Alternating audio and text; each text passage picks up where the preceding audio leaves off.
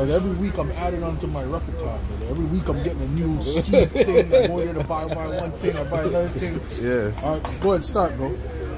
Start it off. All right, Shalom. So before we begin, I'd like to give all praise, honor, and glory to Yahweh, Ba'ashem, Yahushua, Ba'ashem, Okakodash. Double honors to our teachers, the apostles, and the elders of Green Millstone, that rule well and teach well, and Shalom and salutations to the brethren laboring in this work as well. So we're back once again, through the spirit and power of Yahweh, Ba'ashem, Yahushua, to prophesy the downfall of America. Because that's written in the Bible. How does I start with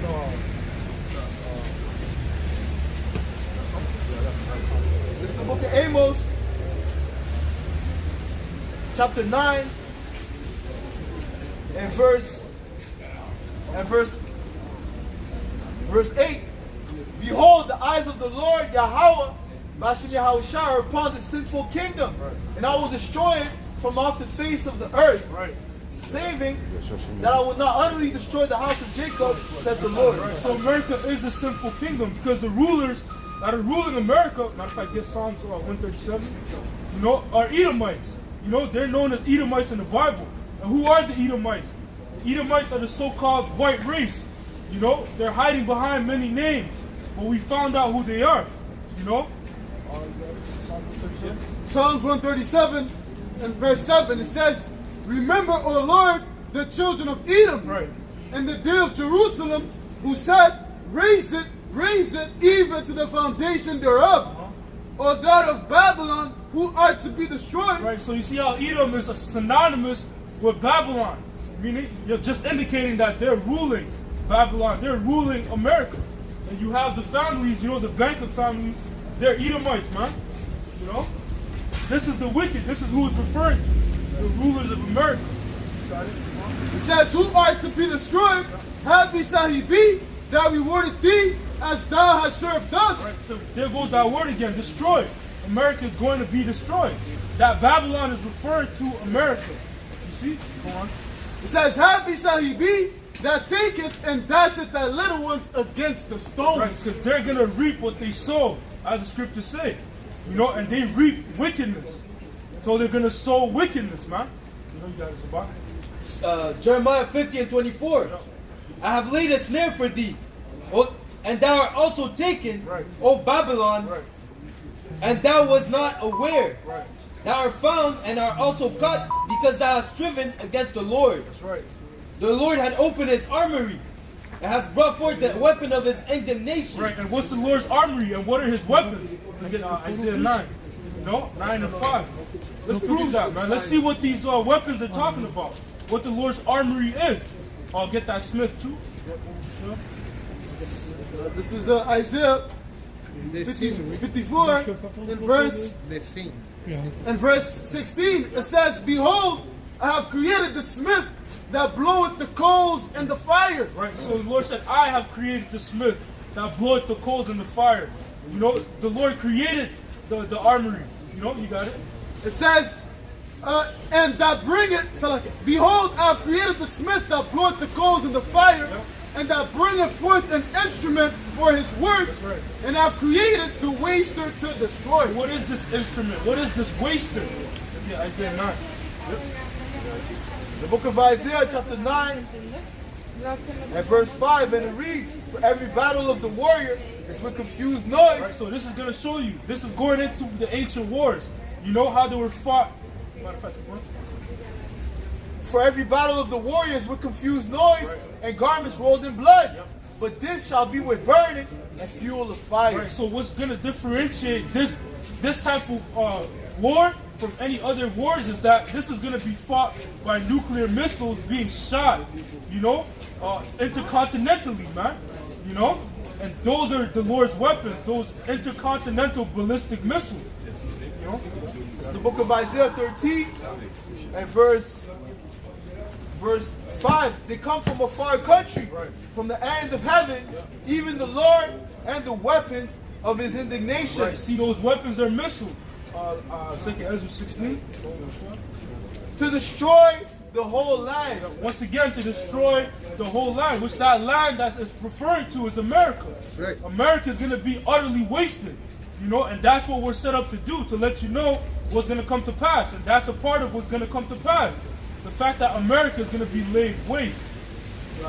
Verse 19, in Babylon, the glory of kingdoms, Yep. the beauty of the Chaldees, excellency. Right, you see, why is Babylon, or, Babylon known as the glory of kingdom? That's America. Because if you look, America was at one point the glory of kingdom. It was at one point a place to be admired, a place that people wanted to go to. It was like the standard of beauty for the whole earth, But now the Lord is beginning to reveal, that's the beginning of process of it getting destroyed by revealing it first for its wickedness and iniquities and showing that it's not as beautiful as you think. It's full of bloodshed, man. You got it. It says, and Babylon. Full of corruption as well. That's right. All right, you go there and then you think it's gonna be, how it was in like the 50s. It's like, nah. People are struggling on this, right?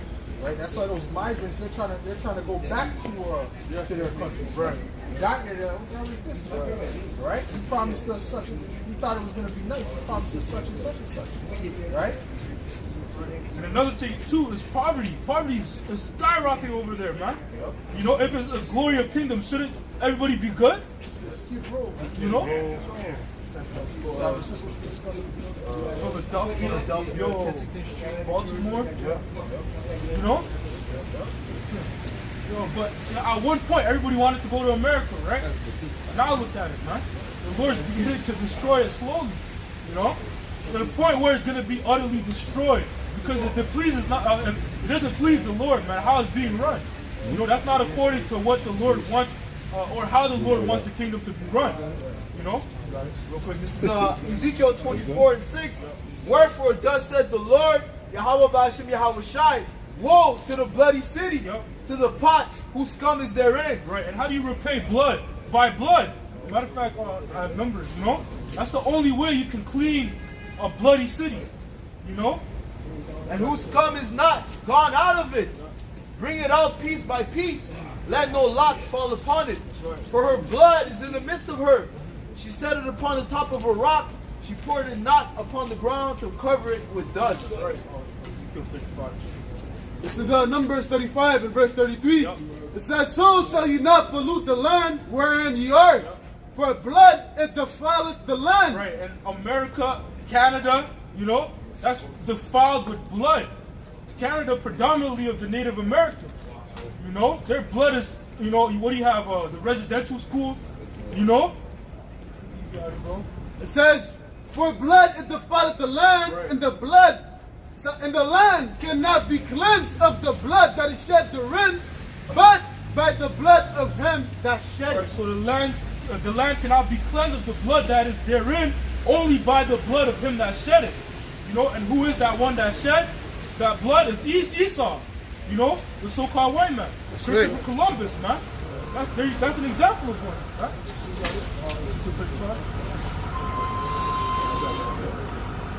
This is Revelation 17:5. And upon her forehead was a name written. Mystery Babylon the Great, the mother of harlots. And upon her forehead was a name written. Mystery Babylon the Great, the mother of harlots and abominations of the earth. Right, Mystery Babylon, because at one point it was a mystery. Nobody knew who this Babylon was. But now we do. It's America. And I saw the woman drunken with the blood of the saints, and with the blood of the martyrs of Yahweh Shai. And when I saw her, I wondered with great admiration. I wondered with admiration because it was it was a beautiful woman that was represented as America. Right? So that's the alluringness of America. Okay? The lifestyle and this and that, but really, when you look at it, it's a horror. In other words, it's going to destroy you, right? It's not going to be good. It's not a virtuous woman. Okay, so it's represented as someone with diseases. Right. So you go there, and people, their mentality, when they go to other countries, they feel free. Because they've been in America so long, there's literally a spirit of captivity. In that place, a spirit of oppression. A real sick environment. The food is toxic. The mindset of the relationship between man and woman is toxic. Okay? The confusion they teach the children, the disorder, all of that is in America, man. So what's so great about that place? The only thing that's thing that's good about it is that it doesn't rob everybody. Right? So they get to live in decadence to a certain degree, Uber Eats and so on and so forth. But it's not really a good lifestyle. Right. It's not a lifestyle that promotes life. Right. Yeah. You know, like around the world, man. The so-called third world countries, their lifestyle actually promotes more life than America and the so-called first world countries, man. I mean, that's just the mere fact in other countries, you have particular foods in the U.S. that it's banned over there, man. It's not legalized. Why is that, man? Poison. That poison, exactly that, man. You know, really, America is really like a facade, man. You know, just like, you know, when you're in the desert, you're athirst, and then from afar you see, yo, it looks like you may say a river of water. And then the closer and closer you get, you realize, yo, there's really nothing, a mirage for water. I keep getting those two words confused. Mirage. You know, you go there, the closer and closer you get, you realize, yo, shit, there's no water there really, man. You know, it's really a dry place. And that's how these people, they're seeing America, man. You know, they go there, they think, you know, the way of life is going to be better, but really it's not, man. You know, you ask people the difference between America and their country, they say, yo, their country is way better. You know, that's why ultimately in the scriptures tells you every man is going to flee to their country. You know, not only for that, but also for the destruction that the Lord's going to bring upon it. It's psychological, man. It's all psychological. It's all like, it's like you go to like someone who's captive, and then they think that the person loves them, but is beating them every day. But psychologically, they believe because he was using that witchcraft, they love them. So that's America, man. America's a facade, man. So that's why I shared that video with that one woman. She was living in Turkey, and she's talking about how the healthcare she got in Turkey versus America. How, you know, they made sure that, you know, they double checked, they gave her 2 x-rays, they made sure that the filling that they put in was corrected because it wasn't right how America put it in. And then they did all that, right? And they did that for like $7 or something like that. Oh, shit, right? And some people are like, no, it's actually $25. I'm like, bro, you go down in America, she said it was what, 6 G's to get that, and it wasn't even done properly. So what is that? That's a scam. That's a straight up scam, man. Go ahead. This is the book of Ezekiel 35. I'm going to start at verse 5. It says, because thou hast had a perpetual hatred, and I shed the blood of the children of Israel by the... And she said they bleached her teeth too, which they didn't do for her in America. They said that they couldn't do it, but they did it over there. Right? So that's showing you those other countries that they claim as all this, oh, they're struggling, they're lucky to be in America and all this and that. They have a better quality of life. It's just that they don't have the same opportunity because they're getting, first of all, it's America and these other Edomite countries sucking out the resources out of those countries, man. Right. So like, ultimately, America is a representation of that forbidden fruit in the garden because it seemed good in the eyes of Eve, but it's really what generated from that death. Right. You go. So it might look good and appeasing to the eyes, but when you get there, you realize that it's nothing but the shadows of the valleys of the shadow of death. Psalm 23:4. Ye through I walk through the valley of the shadow of death, I will fear no evil. The point is that America is the shadow of death. That's it.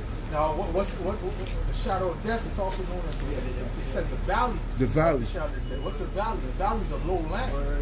Okay, and I believe when you look up that word Amalek, it means a dweller of a low land. Okay, showing you that Amalek is the lowest of all nations, man, of all tribes. Okay, because they're Edomites as well, but they're the head of Esau. Okay, which really they're the lowest of the Edomites. Low in morals as well. Low morally, okay, low physically, low mentally, low everything. They're just low. Okay, that's why. How much of those wish small hat people? They got. Where's their top sportsmen? Where's their top musicians at? Right? That all comes from us, man. Okay, because the scripture said that one shall be stronger than the other. Right? They're the weaker, man. You see? Right, man. Which there's one guy that was in the boxing gym that I go to. And he said, listen, man, he was telling us one Amalekite, listen, man, you can't fight other small hats, man. You gotta fight big, strong black guys, man. You know, because you're not gonna get better. You just fight all these small, little, weak Amalekites. He basically said it like that, and I kind of like snickered, man. You know? So yeah, these guys are fucking weak, man. All right? So So Esau, Edom, you know, Amalek, that's the lowest of all people. But then America is the lowest of all nations. Right? Even when you go to Europe, you have a better quality of life than when you live in America, man. Okay? And in other places in Europe, man. Go ahead. This is Job 10 and verse 21. Before I go whence, I shall not return, even to the land of darkness and the shadow of death. Darkness means what? It lacks truth. Yeah. It's full of confusion. Right? They can't even tell you what a woman is. Right? These are supposed to be leaders. What's a woman? I don't know. What, you know, is that a trick question? Right? So there's no truth in that place. It's full of goddamn confusion. Right? Go ahead. A land of darkness as darkness itself, and of the shadow of death, without any order, and where the light... And there's no order in that place. No order whatsoever, man. Right? So, and where all these other Edomite countries, so-called democracies, getting their, modeling their system after America. Okay? And there's no order in America. Okay? America is full of disorder and confusion. You know? Go ahead. Oh, hold on, Salaki. Go ahead. It says, and where the light is as darkness. And where the light is as darkness. Go ahead. This is Jeremiah 51 and verse 7. Babylon hath been a golden cup in the Lord's hand that made all the earth drunken. The nations have drunken of her wine, therefore the nations are mad. Right. That wine represents for philosophies. Right. And being mad means that you're crazy. So you took up that philosophy and you turned crazy. Okay? That's why that guy went to the middle of one of the tribes in Africa, and he said, "Oh, yo, what if a man wanted to be a woman?" They're like, "What are you talking about? Like, what are you talking about?" You know what I'm saying? They're looking at him like he's crazy, man, because he was bringing out the philosophies of America to a place where they were just living normal, where they understood the concept of man and woman and children and family and normal things, man, real food, you know. So they know what the hell they were talking about, man. See? Just as it says, I've seen the wicked, great power exalting himself as a green bay tree. That represents the fact that they're trying to spread that wickedness. Right. So the brother said they went to Africa. They don't know what that's all about. Right. That's what Esau Edom pushes. Look at the word for it. Look at the word for it. He comes in, he says, "Well, a thief come not but to steal, to kill, and destroy." And that's exactly what those philosophies are there to do. Is that, you know, it's really I believe the precept that says, "More to him that giveth the drink to his neighbor, to see his nakedness." So they really want to get you drunk of those philosophies to destabilize you, and take ultimately to take over. Right, and that's what the serpent did. The serpent saw that Adam and Eve were in perfect order, everything was going good, and he was jealous. The scripture said how the other trees envied them, right? So how much more the serpent, right? So he was trying to get them out of that order to be like him. You know, which was separated from the Most High. Okay? Got that? Yeah. This is the word order in the Google definition. It says the arrangement or disposition of people or things in relation to each other according to a particular sequence, pattern, or method. Right. Right. In the sequence, pattern, or method, there's really no sequence, pattern, or method in America. Okay? And anyone, for example, let's put it this way. Joe Biden goes somewhere, people be booing him, right? But he's the president, you know? He's cursing him out, but he's the leader, right? If you go back to the ancient world, right? A real king back then, Xerxes, let's go back to Xerxes, go back to King David. You would get put to death. You would be put to death for coming up against him right away. So even if you had something to say, you would keep your mouth shut and stay in order. But there's no order in America, right? That's an example right there. Okay, go ahead. It says a state in which the laws and rules regulating the public behavior of members of a community are observed and authority is obeyed. Right, that's actual order, right? When the laws are observed, but guess what? They don't observe their own laws. They break their own laws. Right? And another thing, their laws are constantly changing. You see? So there's really no law. Okay? It's really lawlessness ultimately. Right? Go ahead. It says a state in which everything is in its correct or because look at all the things that what's this guy's name? Hunter Biden is doing. Yeah. Right? This guy's smoking crack. Yeah. Right? Riding around, you know? One hand on the wheel, one hand on the crack pipe, smoking, beating up prostitutes, man. Right? He's doing all this shit. And where's the judgment? Right? And all these Edomites, they've been doing they do all kind of wickedness behind closed doors. Epstein Island. Right? Where's the judgment? See, so there's really lawlessness. Unless you're what? Unless you're poor. Unless you don't have the means to buy a particular type of lawyer, right? Or to evade that situation. Then judgment can come upon you, man. So ultimately, what are they doing? They're attacking the fatherless. You see? Go ahead. Shalom to... Habakkuk, chapter 1 and verse 4. Therefore, the law is slack and judgment. Go one verse. Okay, this is Habakkuk 1 and 3. Why dost thou show me iniquity and cause? No, just say shalom to... To behold grievance. in his likeness, and shalom to shining light BA. Oh, yeah. Cut. That's the brother Amma 1. And the other GMS in his light is called Shalom. I give Shalom. Go ahead. It says, Habakkuk 1 and 3, why dost thou show me iniquity and cause me to behold grievance? For spoiling and violence are before me, and there are that raise up strife and Spoiling and violence. Who's the spoiler? Esau, Edom. Okay, that's the violent man. These Edomites. Okay, the so-called white man. That's the violent man. Okay, so what has he done? He's spoiled all these different nations, especially our people, the Israelites.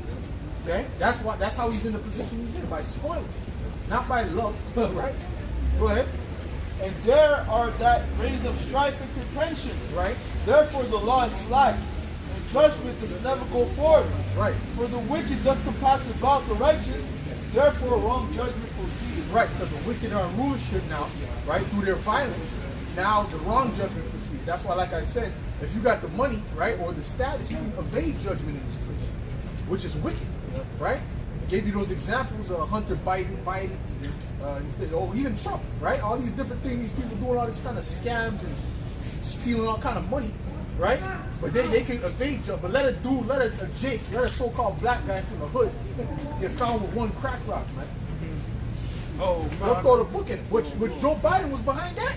But now his son is smoking crack. That is from the Heavenly Father, man. The Heavenly Father did that, man. You don't know? You want to know who did that? Made that joke? That's a joke. He was all out. If they got one crack piece, put them in jail forever. I don't care. I don't care what conditions they grew up in. They're in jail forever. That's the Edomite. The Edomite is unmerciful, man, by nature. Yeah. That's why now we speak about our oppression. They'll try to tell you like you're doing them something wrong, right? Get over it. Because they don't want to hear the fucking judge for them. They don't want to hear what they've done, man. But guess what? The Lord has us out here to continue to proclaim it, man. Okay? Go ahead. This is Ecclesiasticus 13 and verse 21. Yep. A rich man beginning to fall is held up with his friends. Yep. But a poor man being down and is thrust also away by his friends. When a rich man is fallen, he had many helpers. He speaketh things not to be spoken. Now the rich man, that represents the Edomites, right? Meaning they're in a place of loftiness. Doesn't mean they're righteous or they got it by good means. It means they're just in a place of, they're in a high position in this world. Get the rich man and Lazarus. Okay? Because we represent Lazarus, they represent the rich man. Okay? Read that again. It says, a rich man beginning to fall is held up with his friends. But a poor man being down is thrust also away by his friends. Right. So so example like R. Kelly, right? Yeah. They threw the book at that dude, man. All that's talent wasted, number one. But right, they pulled up whenever something happens about these Edomites, like Epstein and all. I think that was Epstein that was going on around that time, right? And recently there was Weinstein too. But there was another thing with now a guy that was working with the Pentagon. He got caught for child trafficking and all that, right? And as soon as he did that, what happened? The thing with P. Diddy came out. P. Diddy! He hit Cassie, you know that? All of a sudden, all this shit is coming out. Like, wait a minute. What about these other people? No pictures, man. Right? No pictures, please. All right? I wanted your speech. No, but it's okay. We don't know what people do with the pictures. But all of a sudden, right? Like, what am I saying? All of a sudden, right? Since that thing was coming out with the guy with the Pentagon who was doing the child trafficking, right? Which was a so-called white guy, by the way, right? They did what? They said, let's put P. Diddy out there. Notice they always put Jake out there when something is going on with them and they're being refused. They never get that long documentary all these different things, but they put that on Jake. Jake is like the scapegoat, right?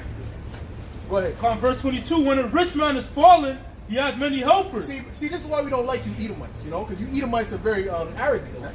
Hey, miss, you Edomites are very arrogant. I asked you very nicely. I didn't say anything rough. I said, please don't record me. All I said was, please don't record me. Why do you still put up your camera? Why?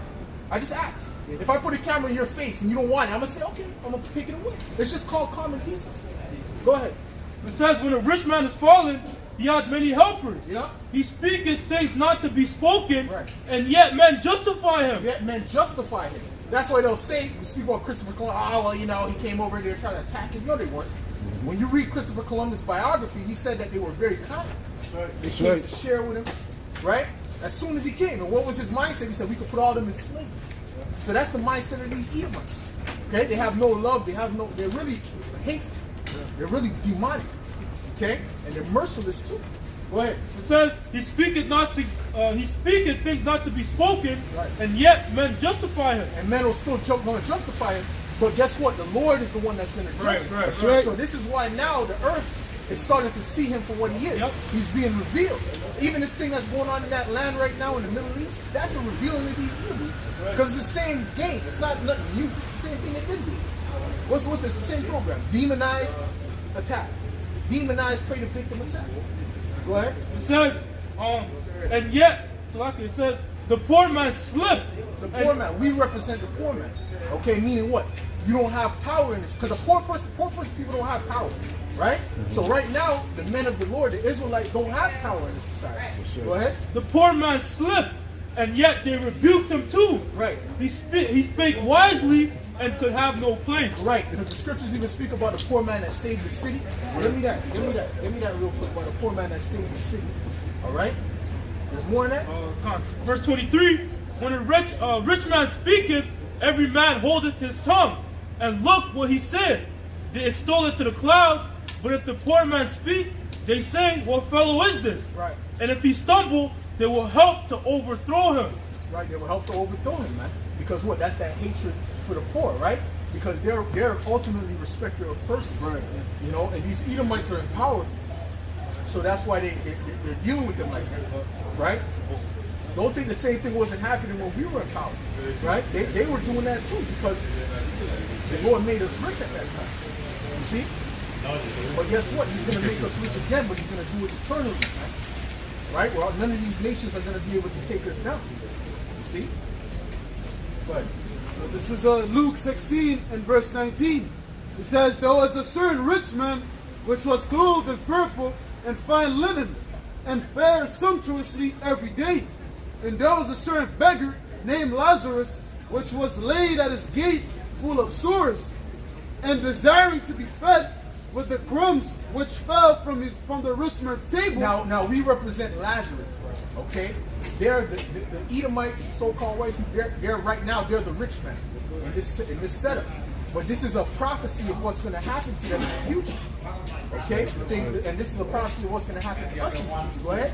It says, and desiring to be fed with the crumbs which fell from the rich man's table. In other words, you Jakes are not empowered. Like even P. Diddy, you think P. Diddy is doing all great, right? Which we just found out, recently, that he doesn't even own Ciroc. He's pulling up with Ciroc. We think, oh, that's big. Oh, Jake owns Ciroc. He don't own Ciroc. They won't let him own it. He's been begging to own a piece. They said, nah, he's just a high-paid advertiser, man. That's all he is, man. Right? Because he's an Israelite. Okay, and they know very well they don't want the Israelites in that. They don't want the Israelites in that position. That's right. Listen, I'm gonna show you. The ones who know Esau is very racist, those rich Jakes. Yeah. Those Jakes that are up there in society, they know very well. You regular Jakes that are working regular jobs and have your little business, you don't really know what's up. No. You haven't reached to that level to see. They'll tell you straight up, blatantly up there. Yeah. You understand what I'm saying? Like they told Kanye. They told Kanye, but they also told Michael Jordan. Right? He wanted to own a part of the Bulls. They said, "Nah, you can't own a part of the Bulls, Michael, because you're a nigga." They said some shit like that. That's that story, right? So no, they'll tell you straight. Like Donald Sterling, when he was talking to his girlfriend on the phone, man, and she recorded it. That was the true spirit and mindset of these devils. Okay, but you Jake still don't get it. You Israelites still don't get it. You still think these devils are they're your friends somehow. These are your natural born enemies, man. That's right. We're trying to explain it to you, man. Go ahead. So Jay-Z said the same thing. He said when I walk in the ballroom, Yes. they still consider me a nigga. Still Right. nigga. He feels it. He feels it, right? And not only feels it, but he sees it. He sees different things that's happening, right? So what does Jake try to do? Jake tries to trim their way. Get me that. Okay? They try to appease this devil, thinking that he's going to change. He's not going to change. This is like we're trying to show you. It's your enemy, right? Like Meat Mills, right? This clown, right? Now he's doing, the dude, you know, he's trying to hang around with, what's his name? Mark Cuban, right? Doing all this, running around with Mark Cuban like a fucking puppy or some shit, right? But then he's mad on Twitter talking about I don't know how they could scheme me like this, scam me like that. What do you expect? Right. What do you expect? What do you think? Because you're chilling with them, all of a sudden they're gonna change? Right. Listen, Right. they look at you as the enemy, right? That's what Donald Sterling said. He said, listen, black people, they're our enemy, and he owns a basketball team, so he gets money off of you, Jakes. But he looks at you as an enemy. So do you think he's gonna let LeBron James, whoever's on his team, you think he's gonna let them get to a certain pinnacle without trying to stop them from getting? Of course. And they're all in cahoots, man. It's a big club, and you can't get a part of it, right? So this is why we need Yahweh Shai. This is why Yahweh Shai, our Lord, is gonna come back and deliver us from this devil. Okay, he's gonna take down this kingdom. Okay, and set us up over them. It's not gonna be through them or working hard. There's something called a glass ceiling, man. That's right. There's something called the people that pull the strings and own the industries, That's man. right, brother. They're all in cahoots, man. And really, to be honest with you, when you get high enough, they're all of the same family. What are you talking about, man? Go ahead. On Jeremiah 2 and verse 33. Yep. Why trimmest thou thy way to seek love? Why do you trim your way? Why do you change how you are to seek love? Like Meek Mill and these weirdos. I thought they were top gangster when they rap. Right. Oh, the top this, I'm the realest guy here, right? But then you lose a bet to Mark Cuban doing the bunny hop. What's that about?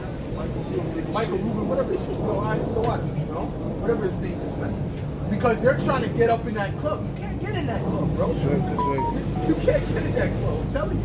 Go ahead. Why trimmest thou thy way to seek love? Right. Therefore hast thou also taught the wicked ones thy ways. Right, because really, yeah. Esau learned that wickedness from Jacob. But anyway, go ahead. Yeah. Back to Luke 16 and verse 21, it says, and desiring to be fed with the crumbs which fell from the rich man's table. Right, so that's you, Jake's desiring to be fed from the crumbs that's falling from the Edomite table. Okay, because like I said, they represent the rich man, you represent the Lazarus, the poor man. I don't care if you could have $100 million. You're still the poor. That's right. You still represent the poor. Okay?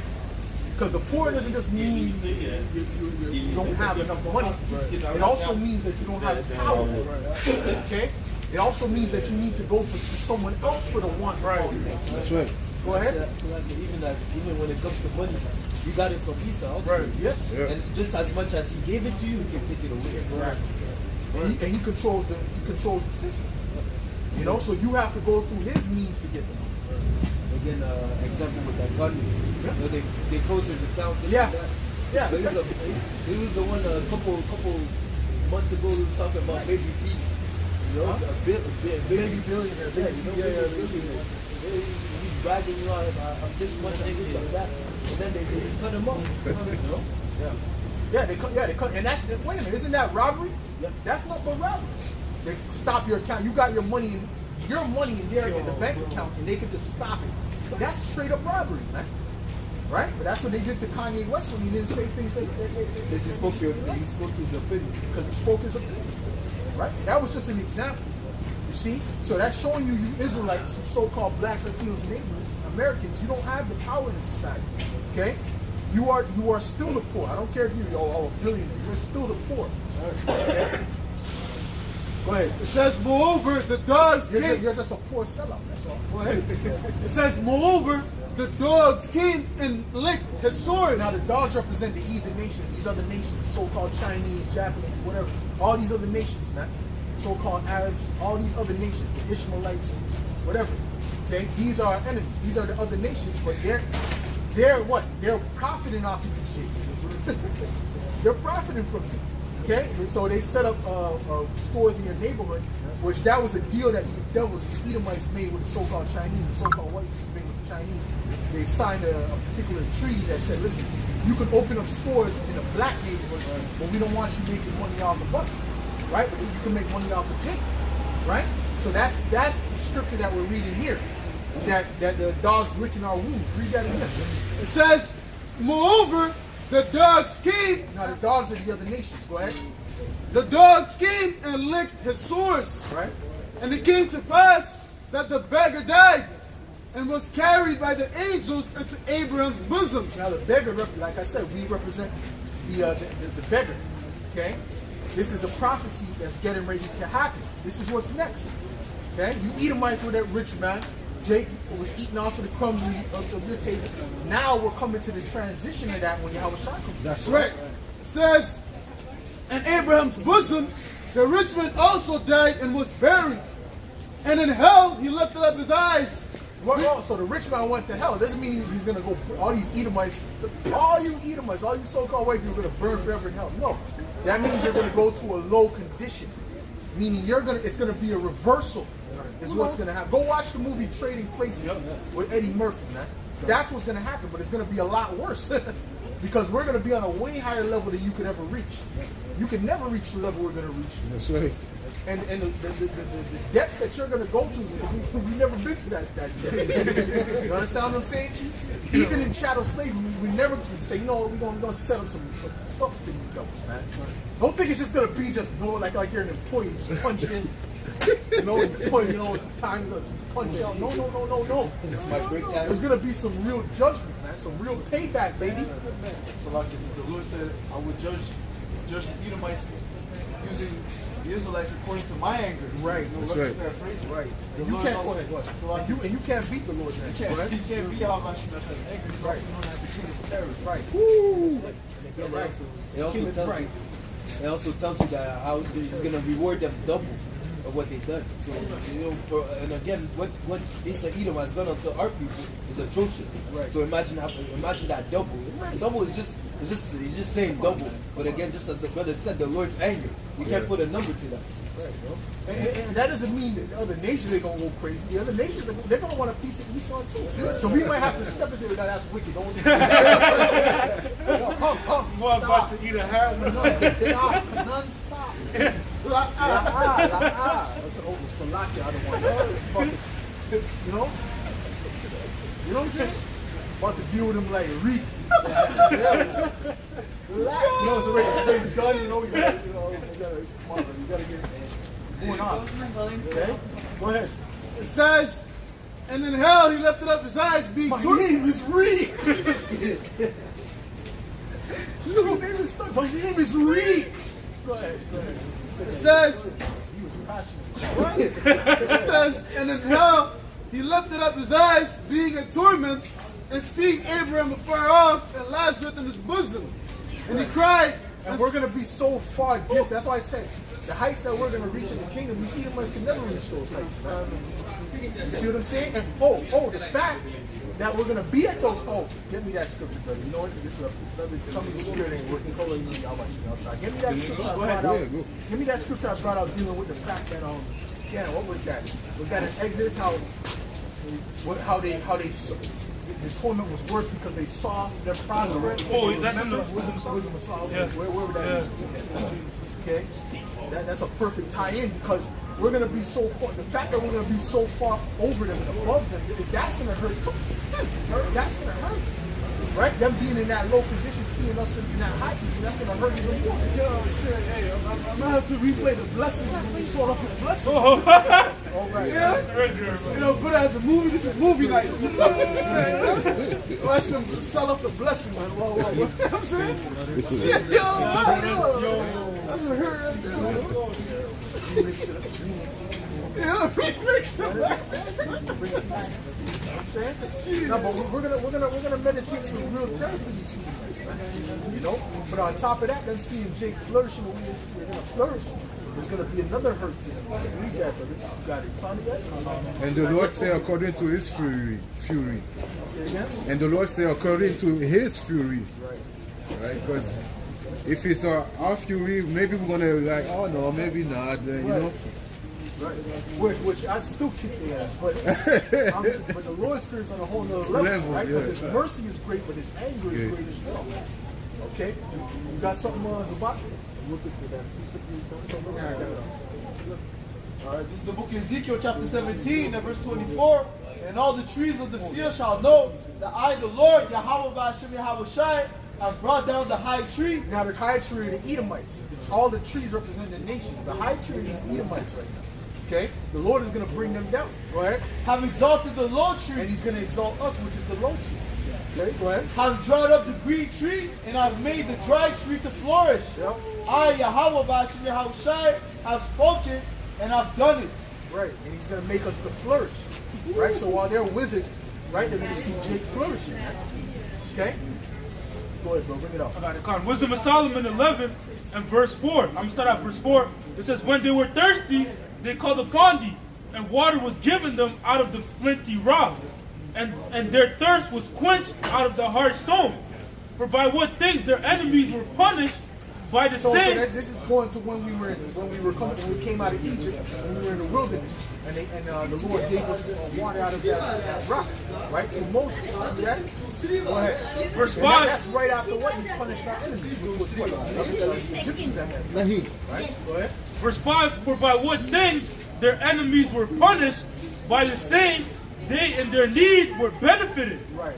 For instead of a perpetual running river, troubled with foul blood, for a manifest reproof of that commandment, whereby the infants were slain, thou gavest unto them abundance of water by a means. So they were suffering, they were dying of thirst, and we had an abundance of water. Right. Go ahead. By means which they hoped not for, declaring by that thirst then how thou didst punish their adversaries. For when they were tried, albeit, but in mercy chastised, they knew how the ungodly were judged in wrath and tormented. Right. Right. Go ahead. Thirsting in another manner than the just. Right. See, so they're going to see the reward of the just versus what they're going to be getting. Go ahead. It says, for these thou didst admonish and try as a father, but the other as a severe king thou didst condemn and punish, whether they were absent or present. Well, meaning whether they were amongst us or not. Right. Go ahead. They were vexed alike. Right. For a double grief came upon them, right, and a groaning for the remembrance of things past. Right. For when they heard by their own punishments the other to be benefited. So when they see how they're going to be punished on such a level, right, and they're going to be catching all that hell on the lowest of levels, right, and they're going to see how we're going to be living great, right, they're going to be, that's going to hurt them. Right. You see what I'm saying? So Esau doesn't understand the amount of pain that's coming for him, man. Go ahead. It says, for when they heard their own punishments, the other to be benefited, they had some feeling of the Lord. They had a feeling that it was the Lord who did. They're going to know it was Yahweh Ba'ashem Yahweh Shai who did. They're not going to say it was Buddha who did. They're going to know. At that point, everyone's going to know the name of the Lord. Okay? So they're going to know who did that and who exalted us in that time. Man. All right? Yep, go ahead, bring it up. This is Wisdom of Solomon 11 and verse 13 in the GNT. It says, when they learned that their punishment had been to benefit to your people, they realized that it was your work, Yahweh. Oh, that's right. That's right. And that's why the name of the Lord is so important, because that also is a distinguishing of these other gods. Right? Because there's many gods that people say they worship that are false gods, but they say they worship this and that. Right? All those gods are going to be put down. And it's going to be one God, his name Yahweh, and the rest of his characteristics that follow him, and his accolades, man. Okay? That's one real quick. Go ahead. This is Joshua 9 and verse 9. It says, and they said, from a very far country thy servants are come, because of the name of the Lord Yahweh, thy power. That's right. For we have heard the fame of him and all that he did in Egypt. See, that was in Egypt. Now, the one he's going to do in this kingdom, oh my goodness. No one's going to talk about what happened in Egypt, how he's going to deliver us from this place. No one is going to talk about it, man. The chariots, the miracles, the different things that's going to pop off in these last days, man. It's going to make all these people, all the atheists, they're going to believe in that time. That's right. Every last one of them, man. Go ahead, man. And they still not gonna be delivered. They're gonna believe and they still not gonna be saved. You got something else? No, that's it. Okay, go ahead. Exodus 15 and 2. The Lord is my strength and song. He has become my salvation. He is my power, and I will prepare him an habitation. My father's power, and I will exalt him. Right. The Lord is a man of war. The Lord is his name. Yahweh is his name. You gotta say the right name. The Lord is a man of war. Yahweh is his name. That's right. Okay? So the name is the name part. Oh, we can't make the name a doctrine. The name is part of the doctrine. Right? The name is part of the doctrine, man. What was wrong with you, man? It says to glorify his name. So is that not part of the doctrine? Yeah. Okay. More? Yeah. So it says here, Pharaoh's chariots and his hosts had he cast into the sea. Yeah. His chosen captains are also drowned in the Red Sea. Verse 14. Right, so that's what happened to the Egyptians. Right? So going back to the punishment of our enemies, right? Go ahead. And again, the same way that we were delivered was their destruction. Right, we were delivered through the water and they were drowned in the water. Right. So it says here, verse 14, the people shall hear and be afraid. Sorrow shall take hold of the inhabitants of Palestine. Then the dukes of Edom shall be amazed. The mighty men of Moab trembling shall take hold upon them. All the inhabitants of Canaan shall melt away. Fear and dread shall fall upon them. By the greatness of thine arm, they shall be as still as stone till thy people pass over. O Lord, till the people pass over which thou hast purchased. Right. So that's it. That's the contrast. That's the balance, you know. Certain people have you blessed, right, which is us, right? And certain people have you cursed, okay, which is these Edomites, you know. Go ahead, read your precept. Y'all want to? Isaiah 14 verse 12. How art thou fallen from heaven, O Lucifer, son of the morning? Right, the Lucifer that's going into the elites of the society, right? These Edomite elites, they're going to fall from their lofty position. They're going to be brought down low to the ground with the rest of their people. What? How art thou cut down to the ground, which did weaken the nation? Which did weaken the nations through what? Their policies, their economic hitmen, you know, their military. All right, go ahead. I mean, you want to read the next verse? Yeah? For thou hast said in thy heart, I will ascend unto heaven, I will exalt my throne above the stars of Yahweh Bashem Yahushai. I will sit upon the mount of the congregation, right, and the sides of the north. Right. So in other words, he said he was going to exalt himself and be like the Most High. Right. But go ahead. Please. I will ascend above the height of the clouds. I will be like the Most High. Right. Keep going. Read the next verse. Yet thou shalt be brought down to hell. Right. They're going to be brought down to a low position. That's right. Okay, a hellish-like condition. So the Edomites have been living lofty for a long time. They're going to be brought down very low. Okay, like I said, lower than any other nation that has ever been. Okay, and definitely lower than we've ever been. Okay, because even Jake in his poverty is still admired by these other nations. Yeah. Go ahead. To the side of the pit. Right, to the side of the pit. That's it. All right? What's that you got? Isaiah 47:1. Come down and sit in the dust, O virgin daughter of Babylon. Right. Sit on the ground. There is no throne, O daughter of the Chaldeans. For thou shalt no more be called tender and delicate. Right, so daughter of Babylon, that's also synonymous with these Edomites. Right. They're going to be brought low. Okay? They're not going to be on the throne anymore. They're going to be kicked right off the throne by Yahweh Shai. Right? And when they're kicked off the throne, they're not just going to go run free. They're going to be brought in chains. Right. They're brought to a very low condition and punished. Right? That's right. See that? Go ahead. Go ahead. This is 2 Ezra 2:28. The heathen shall envy thee, but they shall be able to do nothing against. So these other nations, they're going to envy us, but they're not going to be able to do anything against us. So their power, our God is going to be with us in that time. See? He's with the elect now, but he's going to be with us fully in that time. Okay, meaning no one can come up against him. Give me that in the house of David shall be as the Most High. We're going to be like the most God on the earth. Go ahead, man. Saith Yahweh Bahashem Yahweh Shai.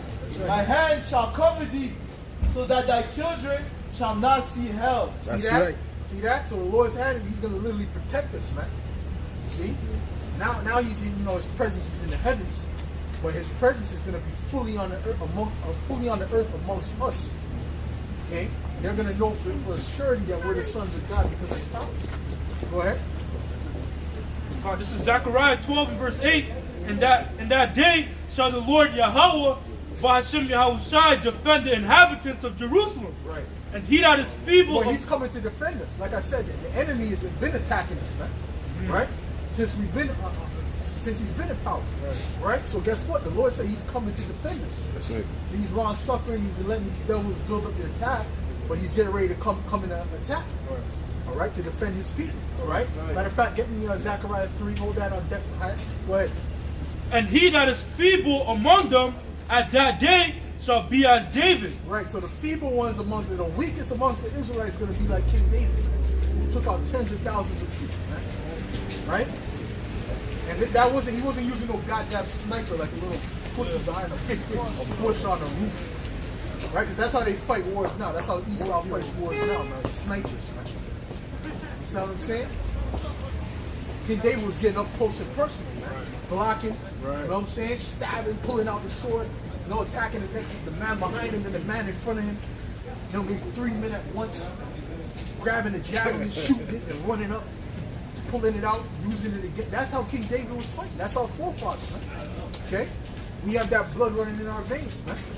You see? That's why do you think we're so talented when it comes to those type of things, man? Compared to these other nations.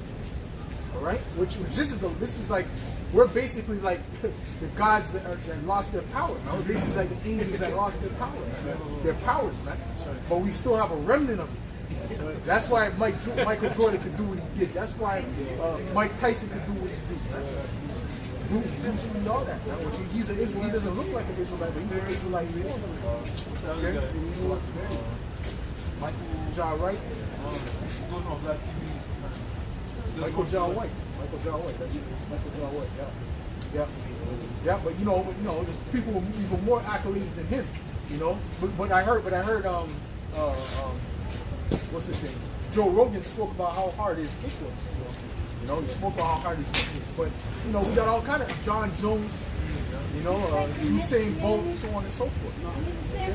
Go ahead. It says, the Lord said, "Thou art my battle axe and weapons of war." Yep. So the Lord's going to put us in that warrior state when the time comes. He says that children shall be as aforetime. Right. I'm sure. Right. Meaning what? We're going to go back to that way, but even on a higher level, right? Because really, the time that King David were on a higher level, but before the flood, we were on a higher level. Than even in the time of King David. And when that standard is gonna be lifted up, we're gonna get those abilities back again. You mean what do you mean? What do you mean? The Lord defends us? The Lord defends us? Just like David, the ability that he had, he took to kill 10,000. Right. But when the standard is lifted up, that's going into when the troops come for us. So we won't necessarily, maybe there's a brother or two might get something similar, but we're not going to have that power to be used like David necessarily to take them down. So that's going to come off in the chariots. So when we actually deliver. But again, the way that he was fighting body against body, that's the Lord fighting for him, because it's impossible that you're surrounded by men with sword and they don't touch you. It's the Lord that was fighting for David. That was with him. Still was with him. But you have to understand too, he wasn't just sitting back. Yeah. He was training, man. Yeah, he was diligently training for that. You understand what I'm saying? Because the Lord deals with order in the process. Yeah. You see what I'm saying? But also the Lord that's why the scriptures speak about the Lord is my helper.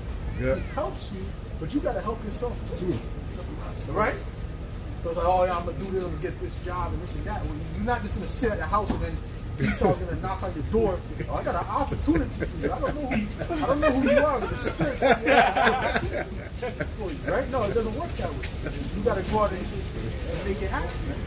All right? Just like, before he fought Goliath, You know, he was a shepherd. Even you know, as being a shepherd, he was protecting the sheep, fighting lions, bears. You know, there's accounts where he said, he took the lion by his beard and slapped him around a little bit. You know, so he was built up before he got to fight Goliath, man. You know, proving that the Lord didn't just download those moves on David, man. He had to practice first and foremost. Yeah, they didn't even give him $1. They didn't give him $5 to take a picture. They're just gonna take a picture of you and smile and go walk by a warm condo. That's wicked.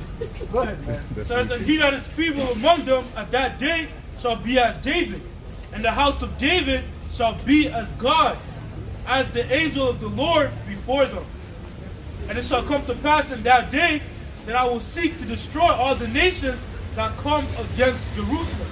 Right, so he's going to destroy all of our enemies. That's what it means when he's going to rise up and defend us, man. He's going to come up against our enemies, man. See what I'm saying? Even now, on a lower level, even our individual enemies in this place, the Lord is fighting against them, man. The ones that come up against us, the ones that speak against us, man, that think against us, the Lord is against them. All right? And he's going to make things happen, man. All right? Especially in these last days, we're in the time of judgment, man. 2024 is going to be hot, man. I don't think 2024 is going to be peaches and cream. It's going to be hot. It's going to get a lot hotter, man. They thought the C-19 was something. That was a big joke. Okay? The Most High is getting ready to unleash, man. You see what I'm saying? Go ahead. Go ahead. This is Zephaniah 3 and verse 8. It says, "Therefore wait ye upon me, saith the Lord, until the day that I rise up to the prey. For my determination is to gather the nations, that I may assemble the kingdoms, to pour upon them my indignation, even all my fierce anger, for all the earth shall be devoured with the fire of my jealousy." Yeah, exactly, man. You know, you gotta wait on the Lord, for him to rise up to the prey, man. Because we don't have strength on our hands, man. We're in captivity, right? Furthermore, scriptures tell you how that, only the Lord is going to come and redeem us in this last captivity, man. That's part of the curses, right?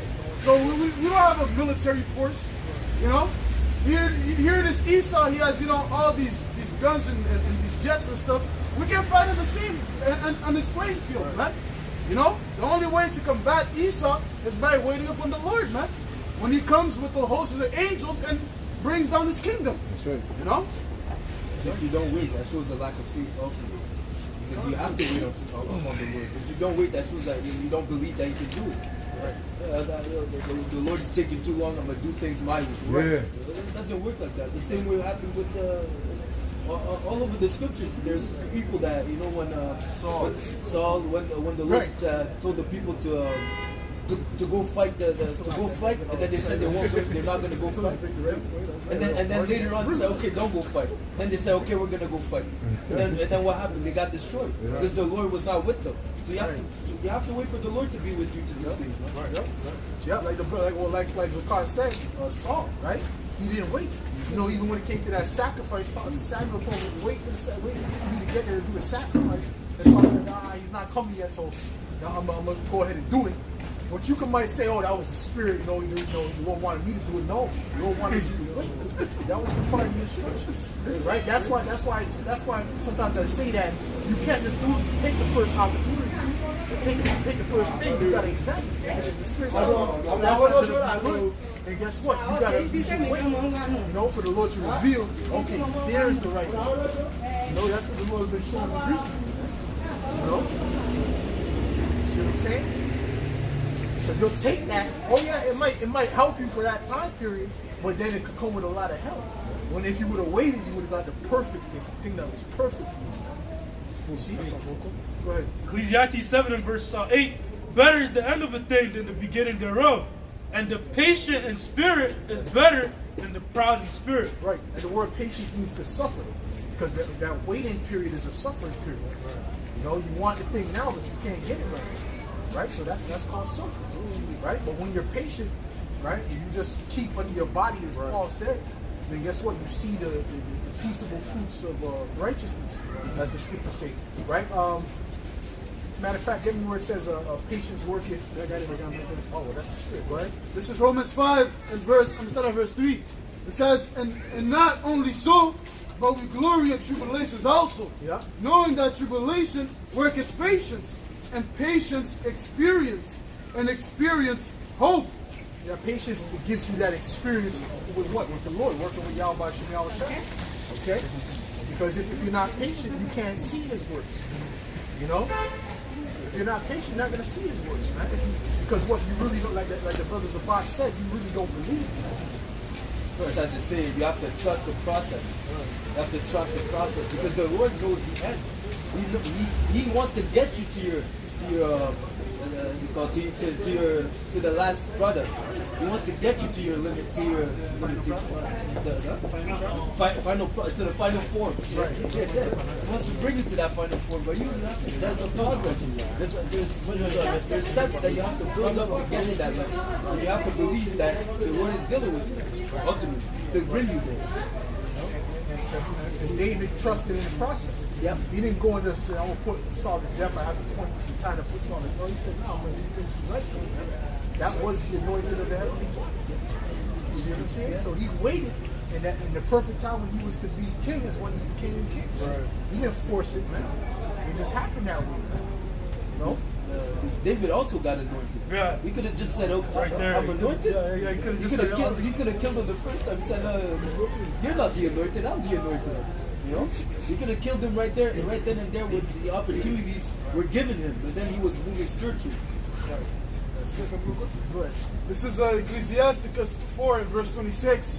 It says, "Be not ashamed to confess thy sins, and force not the course of the river." Right, that's it. Force not the course of the river, man. Don't force it. Don't force the spirit. You know, you gotta wait and let it be clear. It's gonna be clear. That's one thing about Yahweh Shem Shai. If he's gonna give you a message, he's not gonna make it blurry, man. Yeah. He's gonna make it clear in the spirit. When you have to be spiritually see it. He's not gonna make it blurry. Like when he told that prophet to don't turn left and right, he made that shit clear, bro. Yeah. That dude came. He made it clear, brother. He made it clear for a reason, man. Right, so when that thing happened to him, he really deserved it. Because he went off, right? He's listening to this all the prophet, but you know what the message of the Lord was, man. What he should have thought is this was a test. That's right. You know? Talks about the simplicity of Yahweh Shai. Even following after righteousness is a simple thing. You know, it's not something that we can't do. It's not let's say like the brother said, it's not confusing. You know, keep the law, statutes, and commandments, fear the Most High, and have faith in Yahweh Shai. Yep. You know, and from there you just build up. Yep. That's it. James 5 and 4. So like James 5 and 7, be patient therefore, brethren, unto the coming of the Lord. Behold, the husbandman waited for the precious fruit of the earth, and had long patience for it, until he received the early and latter rain. Be ye also patient, establish your hearts, for the coming of the Lord draweth nigh. And that's another thing, even dealing with the, you want to deal with the former and latter rain, let's deal with the first fruits, right? The offering of these tithes. The Lord doesn't need fruits. The Lord is not up here eating grapes and apples, man. The Lord is not in the heavens eating an apple, man. Yo, I see the Lord, I went up here and he was eating a mango. No, he wasn't eating no mango. Okay, that must have been for the mango. It's on the first one. Yeah. A mango. He wasn't eating a mango. All right? Because ultimately, the Heavenly Father doesn't need that. Right? The reason why he's telling you to give him that is to test your faith. Yes, sir. The reason he's telling you after 10% is not because he's going to go start a trust fund. You know, go put it in the crypto. Put it in the crypto. You know? They'll give you 10%. You know what I'm saying? And go put it into crypto. He invented crypto, right? You see what I'm saying? He doesn't need that. Right? The reason he's telling you to give him 10% is to test your faith. To see if you're going to be patient for the increase, man. Okay? But you see, that takes patience because you have to suffer with that. You got to give that up first. And you're just really supposed to give that first. Really, look, you understand the way this world works, you know, bills come out, whatever. But really, what you were supposed to give to the Heavenly Father first before anything else. Matter of fact, get that. Get the law on the first fruits. Get the law on the first fruits and the tithes, man. You know what I'm saying? Because you have to understand, that's all training. He was always training the nation of Israel in the way that we should go, man. Okay? Let me know when you have that, brother. This is Exodus 22, and I'm going to start at verse 29. There we go. It says, thou shalt not delay to offer the first of thy ripe fruit. Delay means what? To wait, right? Nah, I'm gonna wait till I get enough. Listen, flesh kicks in, But you gotta rebuke that shit, man. I'm wait, you know what I'm saying? Lord, I love thee, but you know what I'm saying? I'm gonna hold the next paycheck. You understand what I'm saying to you? I'm gonna give 10, I'm gonna give 3% today. Get 7%. I'm gonna add on the 7%. You know what I'm saying? Because what? Because you're nervous. You're nervous. You see what I'm saying? Go ahead. It says, thou shalt not delay to offer the first of thy ripe fruits and of thy liquors, the firstborn of thy And sons. it's supposed to be the best of the best. Right. It's supposed to be giving the best of the best. And that's a hard thing. That's why Cain didn't want to give that up. That's why Cain said, I'm just going to give you vegetables.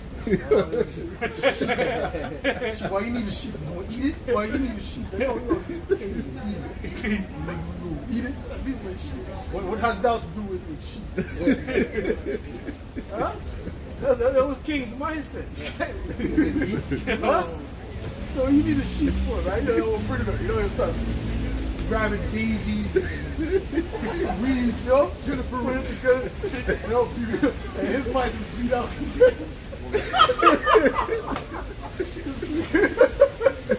Because Cain is a demon, man. You gotta think about it, man. Right? He wasn't thinking righteous thoughts, brother. He was thinking wayward and evil thoughts, proud thoughts. Yeah. Because he's a prideful individual. Right? So his mind is like, why does he need to laugh? Because that was expensive. Right? But Abel was, he was righteous. He said, I'm going to give him the best of the best, man. You got to understand this is what he requires, man. He's going to give me what I need, man. That's the mindset of the righteous. But you gotta wait. If you're not spiritual, you're not even gonna see that the Lord is blessing you. Because why? You're so focused on the now. Right. Yeah. You see what I'm saying, brothers? You're so focused on the now, you don't even see the blessing that's coming, that's already hit you. Right? Like even when the blessings hit you, you don't even notice it. You say, oh, thank goodness, shit. I gave that up at the wrong time. No. That was the recompense, right? That was the Lord showing you that. But if your eyes are not open, you can't even see it. Go ahead, bro. Read that again, bro. Come on. Exodus 22 and verse 29. Thou shalt not delay to offer the first of thy ripe fruits and of thy liquors. Right. The firstborn of thy sons shalt thou give unto me. Which I'm not saying, brothers, do this, and I'm not bragging and boasting. See, I don't want to speak. I don't want to speak, but I'm not going to speak about it, man. Go ahead, man. Verse 30, likewise shalt thou do with thine oxen and with thy sheep 7 days. I'll say this, man. Go ahead. Even when it comes to sacrificing, you said the Lord requires the best of the best. It tells you that when you sacrifice something without blemish. And even yourself, when you make your body a living sacrifice, it says even your youth. Because those are your best times. Yeah. The Lord requires the best of the best. He's a mighty king. Right? You can't show up to the king with something corruptible. Right. Something that's broken. Right. That's like an insult. Right. It is. It is. Right. A little example of that is Xerxes and Esther.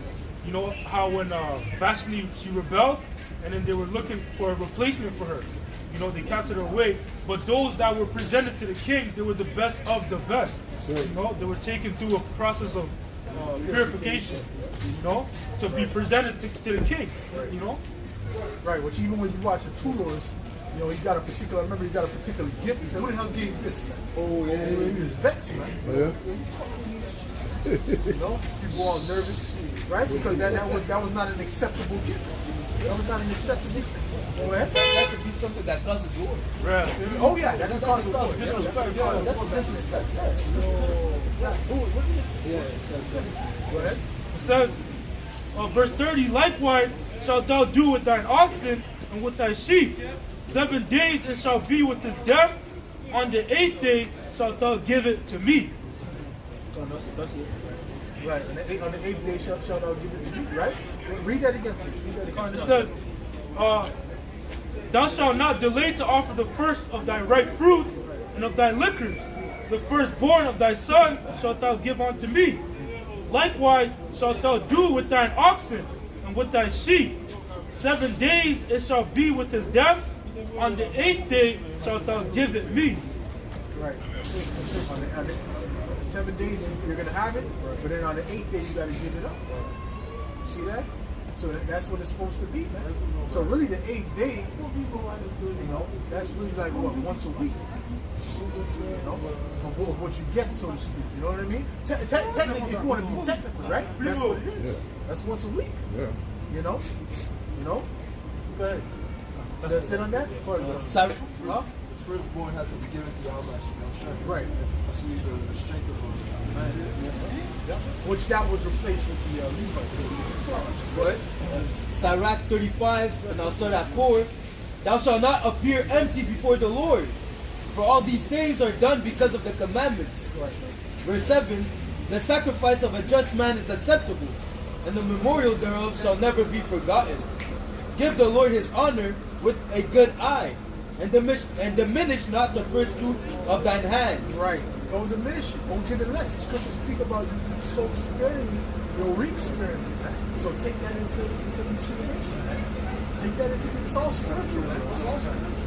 100% spiritual. Okay? Go ahead. In all thy gifts, shew a cheerful countenance, and dedicate that. And don't be giving it when you're mad, like you're mad, like shit, and then you're thinking about it. Give it and trust. That's it. That's where the blessing comes. You give and you trust. You don't give and then worry, oh man, no, this girl's coming. You give, you trust. You see what I'm saying? You got to be like after the mindset or the mentality of Abraham. You know, when the Lord asked him for Isaac, you know, his firstborn, although he really loved Isaac, but he understood that, hey, the Lord asked me for that, I'm going to give him. And he understood that what? The Lord is able to raise Isaac back up again, man. Right. You know, we got to have that level of faith, man. When you give your first fruits, when you give tithes or whatever, understand that the Lord is going to give it back twofold. And don't be simple, right? You got your rent the next day. It's going to come out in the morning. And you got $1,000. You know, I need 10,000 a month. Listen, it's not that it's wicked. It's really that you should have been given early. You shouldn't have waited so long. You know, because that's why you're in that situation. The Lord could have set it up somewhere you got back that bread. You know, and you were in a better position. But now you're in a position you got to give back the lump sum and it's right before rent. You see? Go ahead, bro. So it says here, in all thy gifts, shew a cheerful countenance, and dedicate thy tithes with gladness. Give unto the Most High according as he hath enriched thee, and as thou hast gotten, give with a cheerful eye. Right. For the Lord recompenseth, and will give thee. Look up the word recompensing. Go ahead, read that again, bro, that last little part. For the Lord recompenseth, and he will give thee 7 times as much. Damn. You heard that, brother? 7 times. You ready to say that? 7 times. Completed. That's a twofold. He said 7 times. He didn't. So, right, which doesn't necessarily mean exactly. So don't be trying to calculate. Give me what you need. Your brothers, Lord, I'm short. Lord, what we can shout my using in the fingers. Right? I got 4 times, you know?